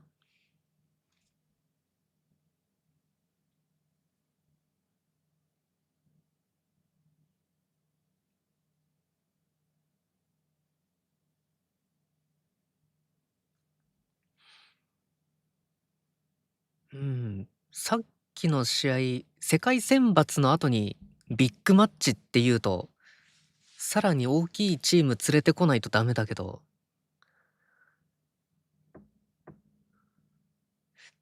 っていうか全然話しなかったな。そう、でも、あれだね、2つ明言してくれたね。いいものを作りたいんだったらちゃんと投資をしなさいっていうことと、スポーツは結果主義であるということ。結果主義云々はさっきも散々言ってたけれど、この投資をしなさいっていうのも漫画業界めちゃめちゃ言われることで、自分に投資できない人は、漫画家になれませんよってめっちゃ言われる。その投資っていうのは何なのかっていうと、画材とかですね。あと漫画描く環境とか、アシスタントであったり、そう、バクマンでも言ってましたけど、自分の体を維持するためにも投資しないと漫画家でいられないよって、描き続けられないよって。そう。だからこの、漫画もそうだけれど、スポーツの世界も本当に投資をする、うーん、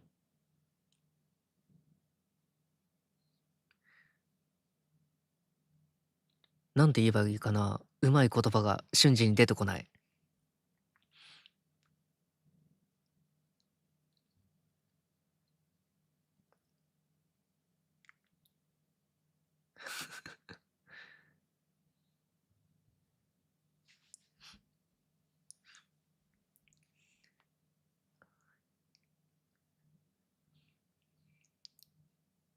お母さん大変だな。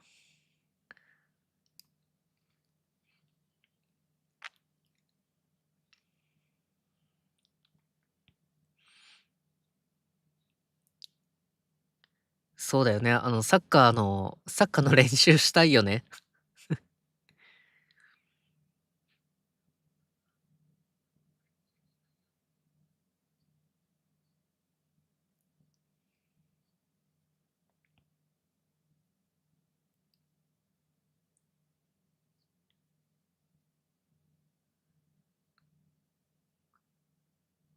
ジョイント。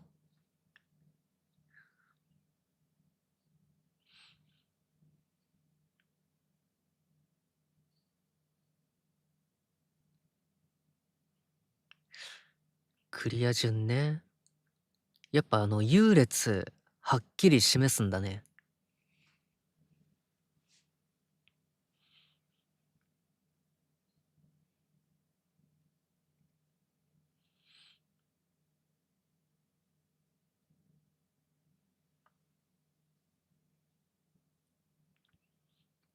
まあ、五十嵐は残ってないだろう。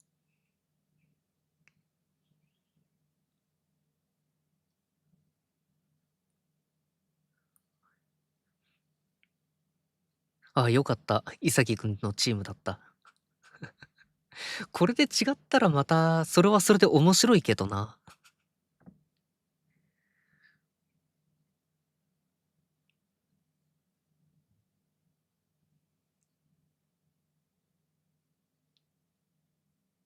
戦い抜いたというか、選ばれ続けたというか。うん。エゴさんが、作りたい、このチームというか、日本人プレイヤー、そう、なんか面構えが、ちなぎくんチースとか言うんだ。あ、あれ、ニコくんはに、に、に、あ、ニコ、あ、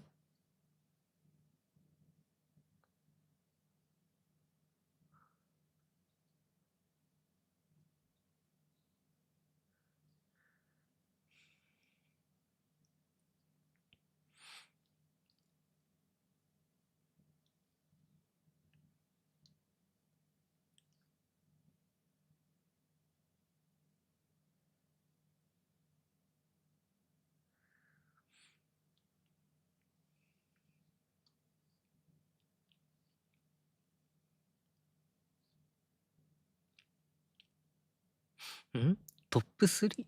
ああ、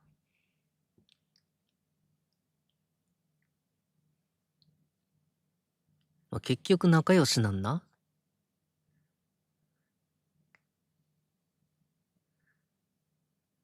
新キャラ。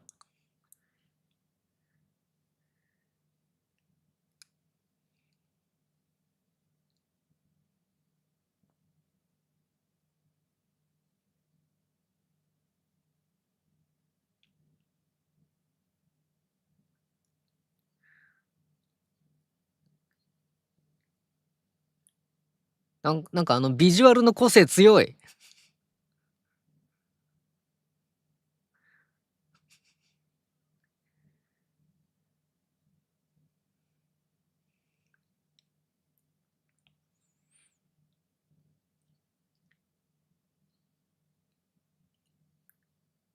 ああ、ニコくんいた、よかった。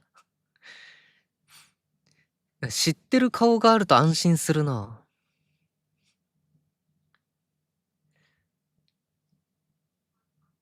でもニコくん、一回は負けてるんだね。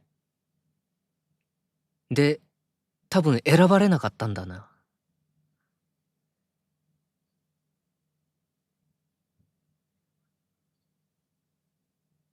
打撲負傷ね。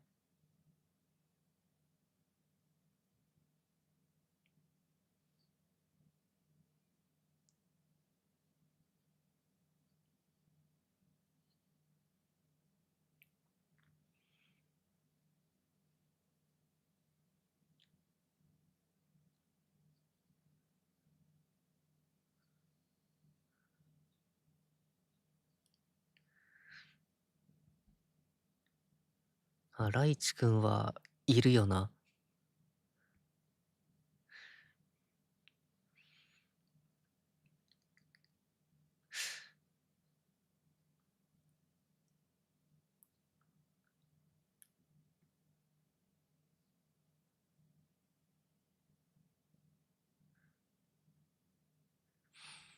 ワニマくん、選ばれ続けたのか。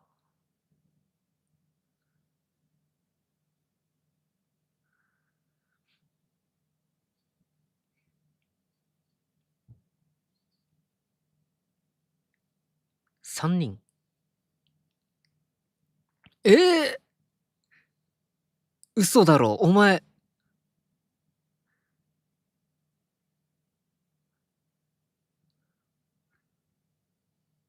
あ、みかげくん。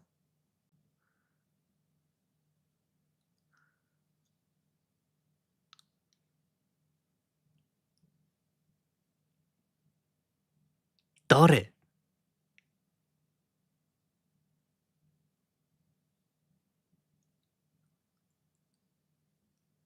日本人かい。一瞬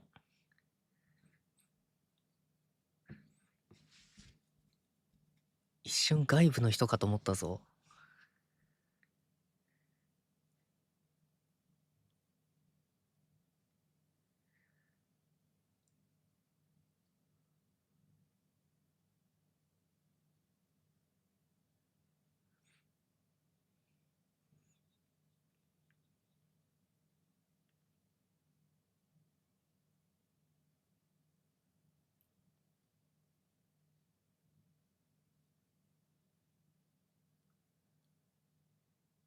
ああ、そこな。うん。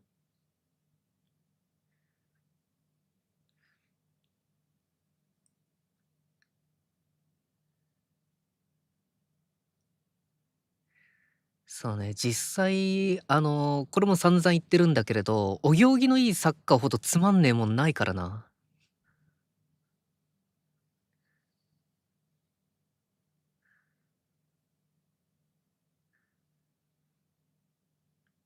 まあ、で、逆に、礼儀正しくないやつはすぐハブられるから。スポーツ業界。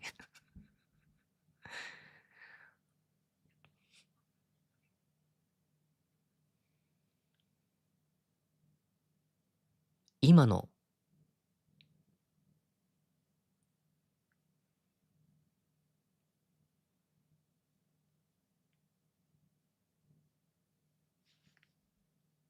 そうね、エゴさんも結果出さないといけないからな。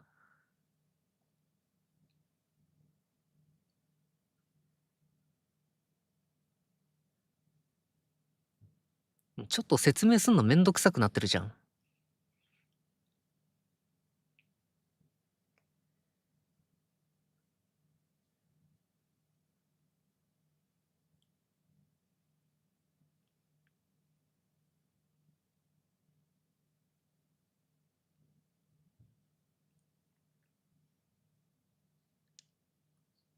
ああ、でも、一番やりたかったやつじゃないの、それ。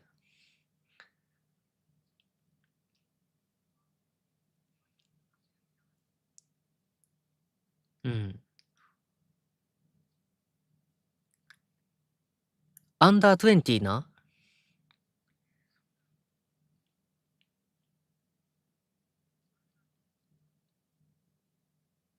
うん。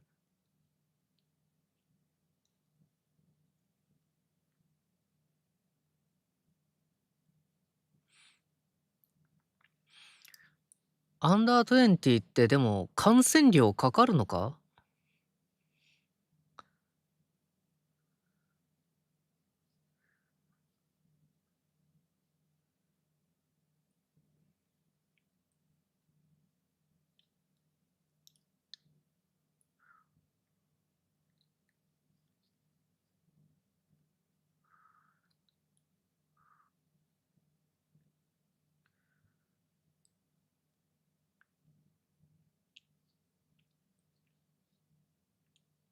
ほう。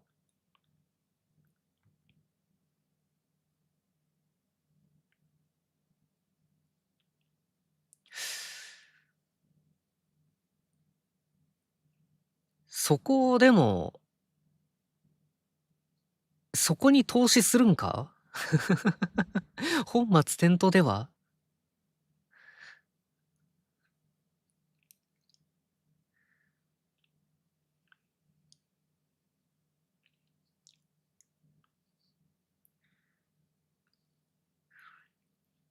もうエゴさんが一番ワクワクしてるパターンじゃん、これ。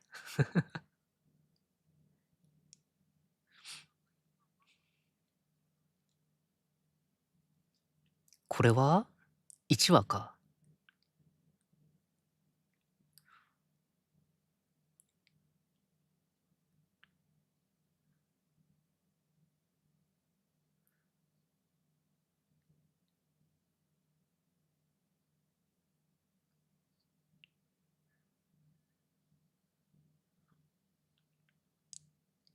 ダイジェストエンディングかこれ。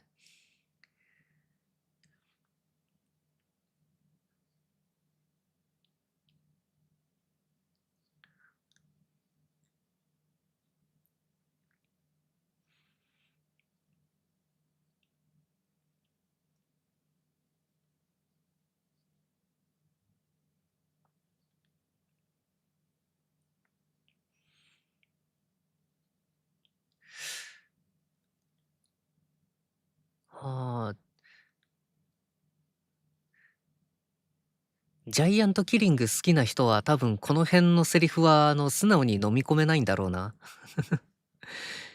ジャイアントキリングはサポーター組すごく熱かったもんな。なんかほんと支えてくれてる感あったけど。まあでも、あれか、選手とサポーターとの温度差というか、スタンスの違いというか、やっぱ隔たりはあるよね、気持ちの。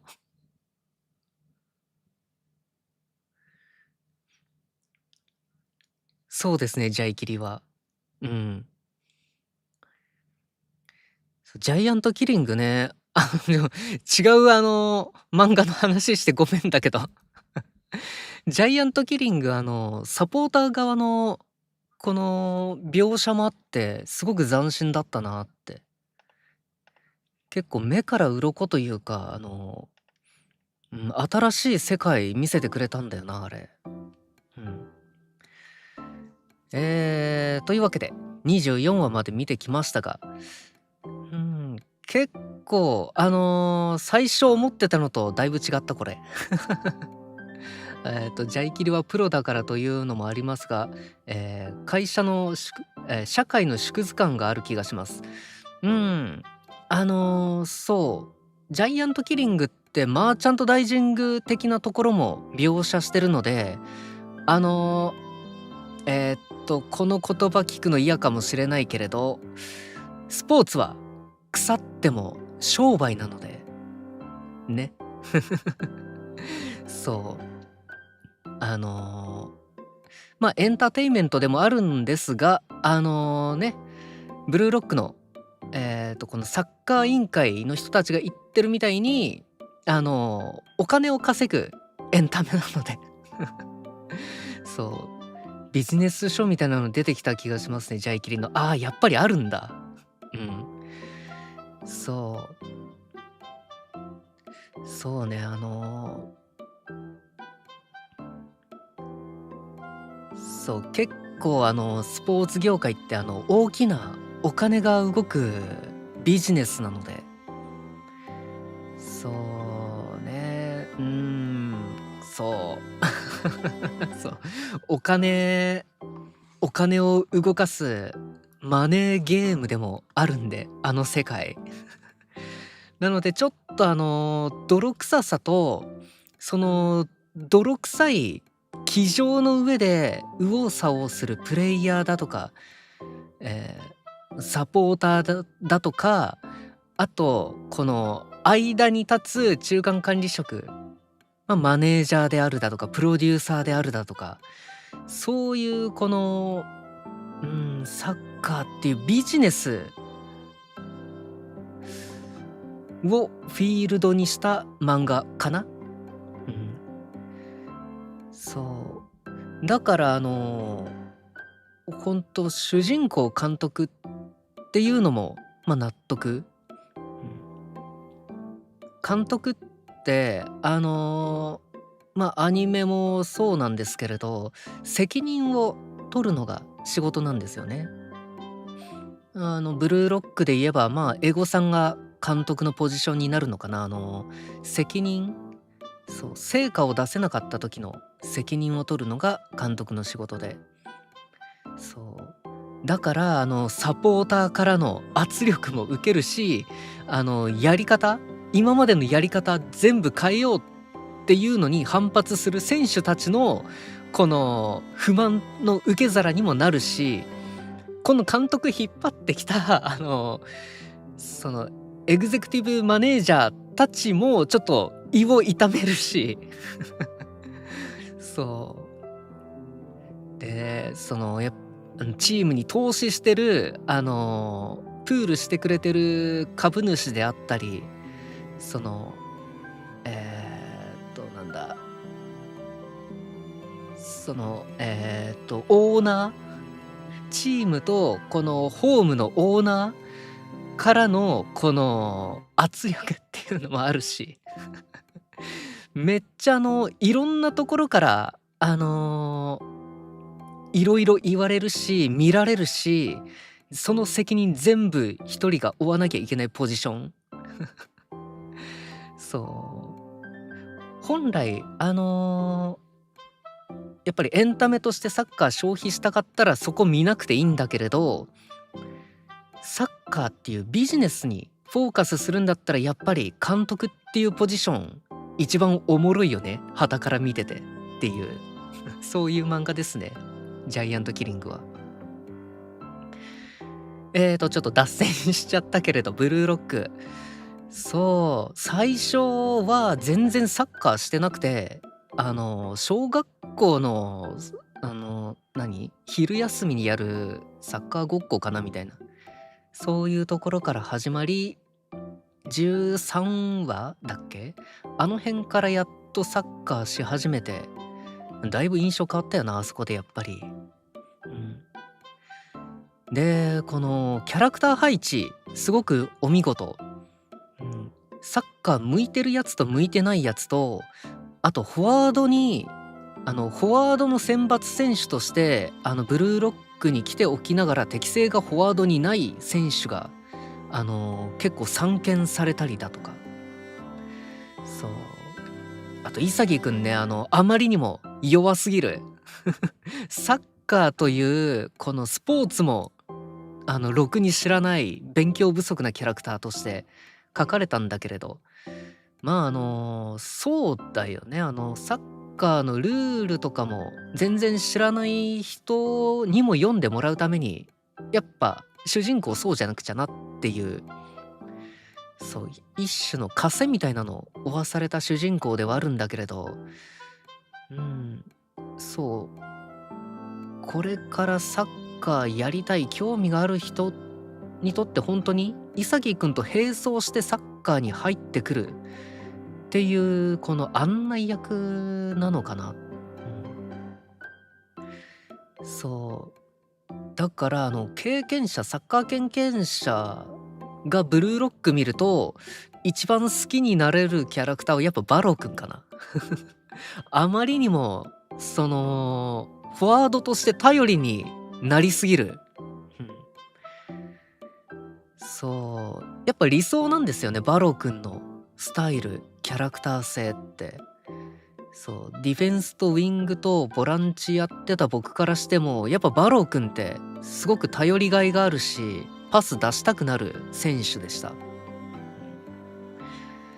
そうだからやっぱね潔くん言う割に頭良くないしフィールド見れてないしうまくもないキャラクターだったので潔くんに対しては終始やっぱ信用が置けなかったんですけれど、うん、多分サッカー経験者潔くんみんな嫌いなんじゃないかな。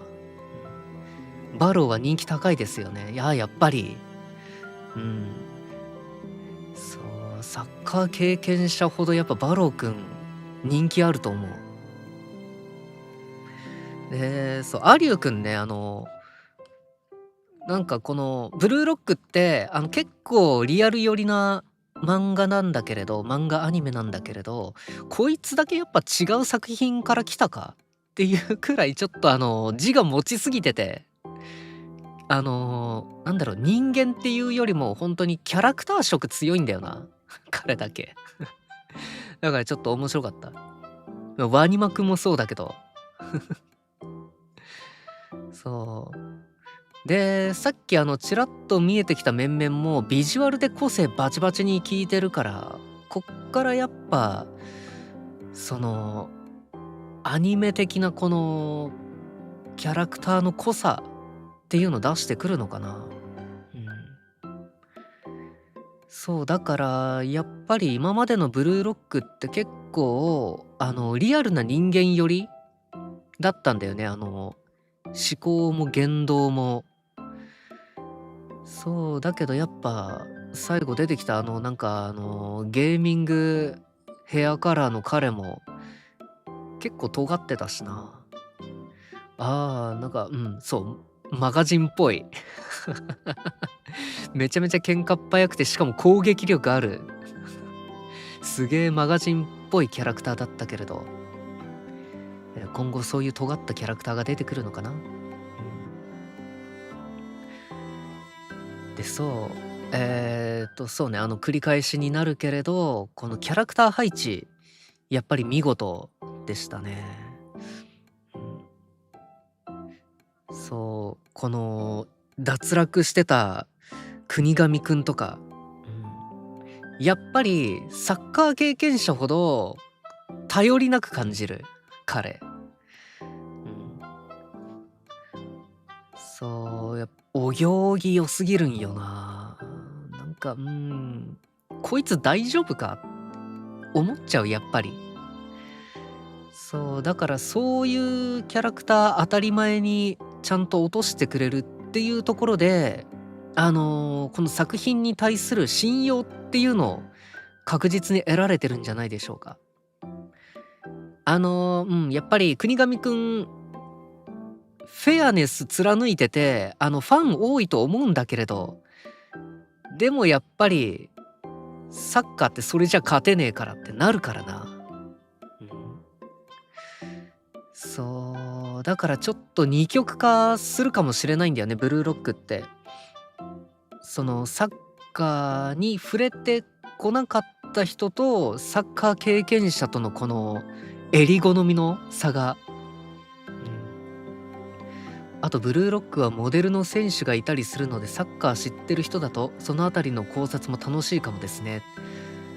そっか、モデルがいるのか。実は最近のサッカーあんま詳しくないよな。テレビないから。僕んとこテレビないから、あんまりスポーツ観戦できないんだ。だからそう、今の選手は、名前まで全然覚えられてないっす。そう。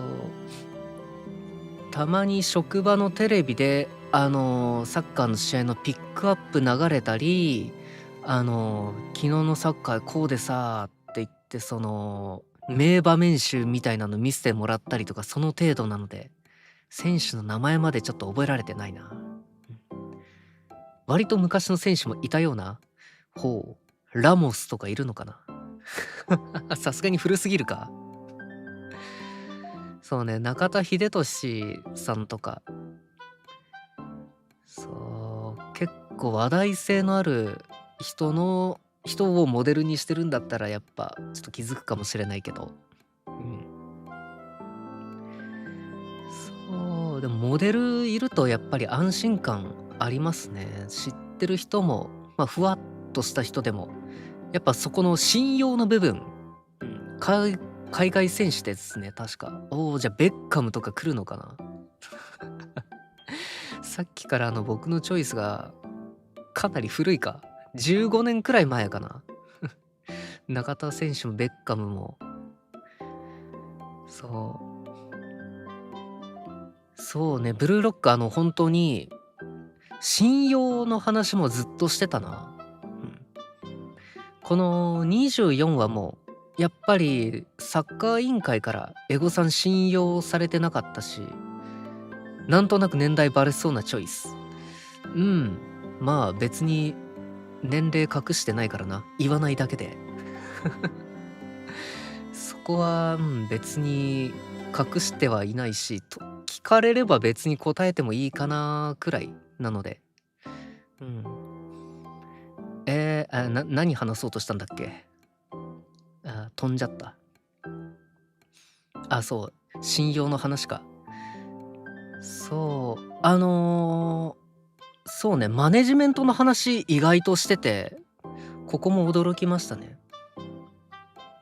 ジャイアントキリングほどこの切り込んだ、その政治的な話っていうのはなかったんだけれど、うまい具合にエゴさんとこのバロー君を使って、その辺描写してましたね。そう。信用と説得力がある成果。これこの24話でも、セリフでちゃんと示されてて、そう、ブルーロックのこの多分一つの課題なんでしょうね。そう、この、まあ、日本サッカーの、未来予測の一つとしてこのブルーロックっていうのを描写したんだと思います。現状を変えるにはどうしたらいいかっていう一個このブルーロックっていう漫画アニメで案を示してる、出すっていうとちょっとあれだからそうやっぱモデルケースとしてのブルーロックなのかなっていうのもあって、割とキャプテン翼とかもそうですけど、エースストライカーがいればっていう漫画アニメほどやってるんですよね。でもこの日本サッカー現実ではそうはならなくて、総合力で勝とうとしてるから、いつまでも、それにしびれを切らしたのかな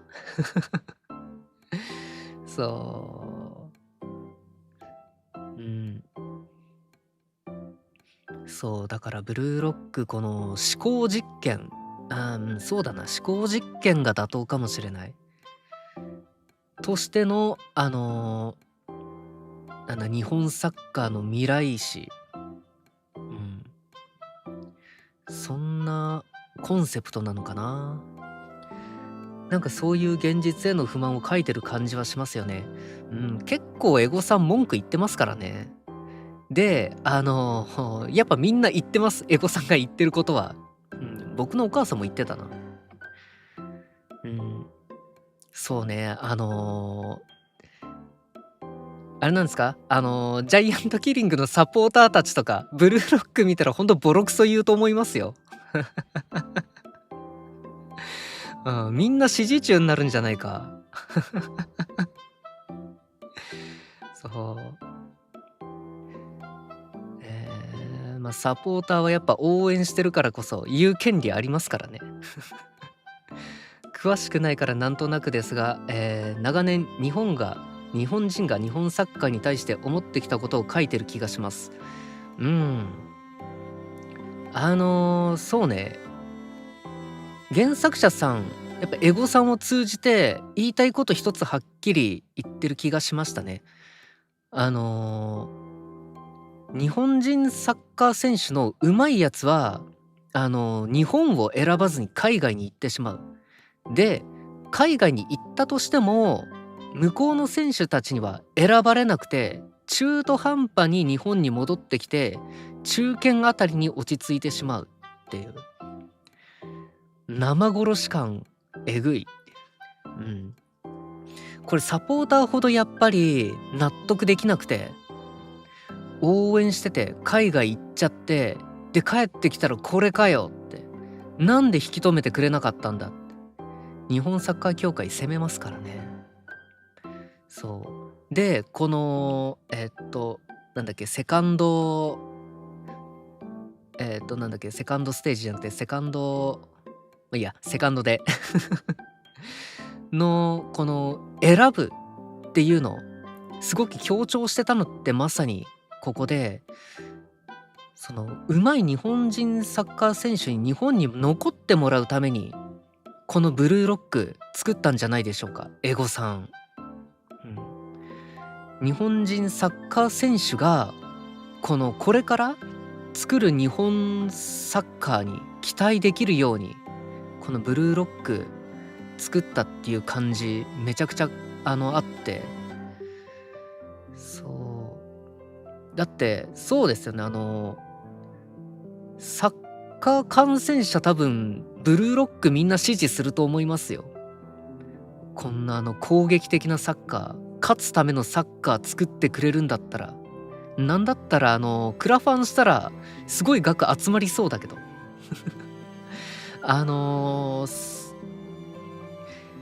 年間サッカー観戦に行くお小遣いこれだけって決めてるけれど、テレビで我慢してここに投資しますっていう人絶対数万人単位で出るでしょう。そう、それくらいやっぱ観戦者としても期待を持てるプロジェクトですからね。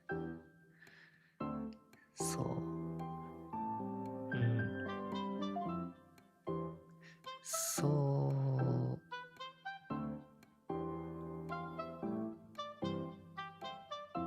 そうね、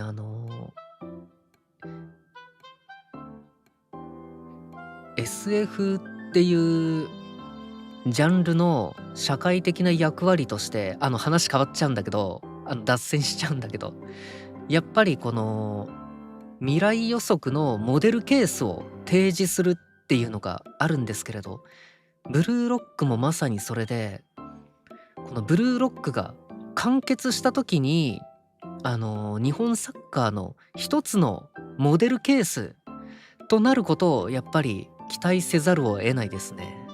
うん。なんやかんやでワールドカップ始まったら見るって人も多そうですしね。うん。そうな、やっぱり我慢できなくてあ応援グッズとか欲しくなっちゃうからな。そう。未来、でも一定数やっぱいると思うんだよな。未来、本気で応援したいから今、若手に投資したいっていう人も、そう、今我慢して未来のためにって、うん。でも実際難しいな、ここ。まさにこのマーチャントダイジング的な部分で、消費者の動きってちょっと僕の立場からだと、感染者の立場からだと読めないから、どれくらいの層がどっちに動くって。そう。うん。でもね、本当ブルーロックはモデルケースの一つになってくれるといいですね。うん。完結した時に。どれくらいの影響力出るかな、ブルーロック。漫画まだ完結してないんだっけ？うん。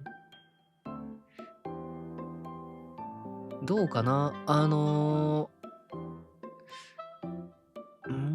ちょっとこの話持ってくるのも、もしかしたら筋違いかもしれないけれど、アニメの影響力の話、そう、いいアニメと呼ばれる条件は、10年飽きられないキャラクターを作ることって言われてるんですよね。まあ、鉄腕アトムであったり、まあ、ジブリキャラクターであったり、まあもうドラゴンボールとか最たる例ですよね。日本アニメーション。ブルーロック、まあ、果たしてそれと同じステージで立ち続けられるかっていうの、一つ課題になるかもしれませんね。若い子への漫画の影響って結構バカにできないですもんね。僕にとってのパタリロみたいな。うん、そうね。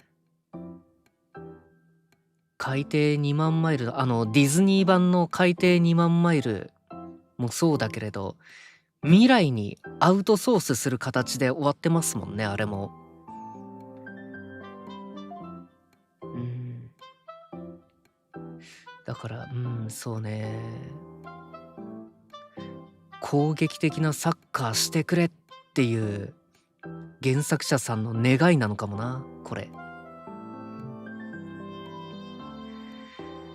さてさてさて、結構ダラダラとエンディングトークしてしまいましたが、来週からは、2期あるよね。一応ちゃんと確認をして、えーっと、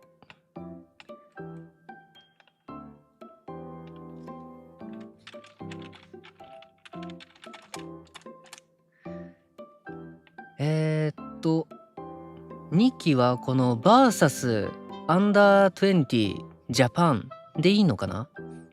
結構いろいろありますね。実写のやつとかも、セカンド、サード。これは舞台かな？見た方がいいですか？制作が2004年。2期も2004年。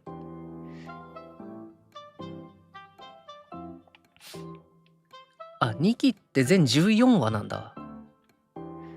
で、話数は、継続して25話からか。うん。エピソードナギちょっと、概要だけ。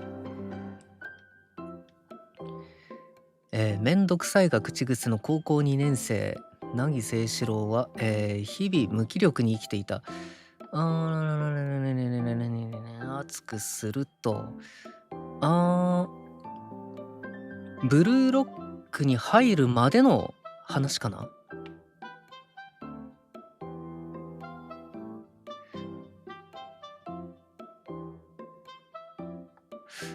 ナギくんのオリジンとブルーロックでの話か。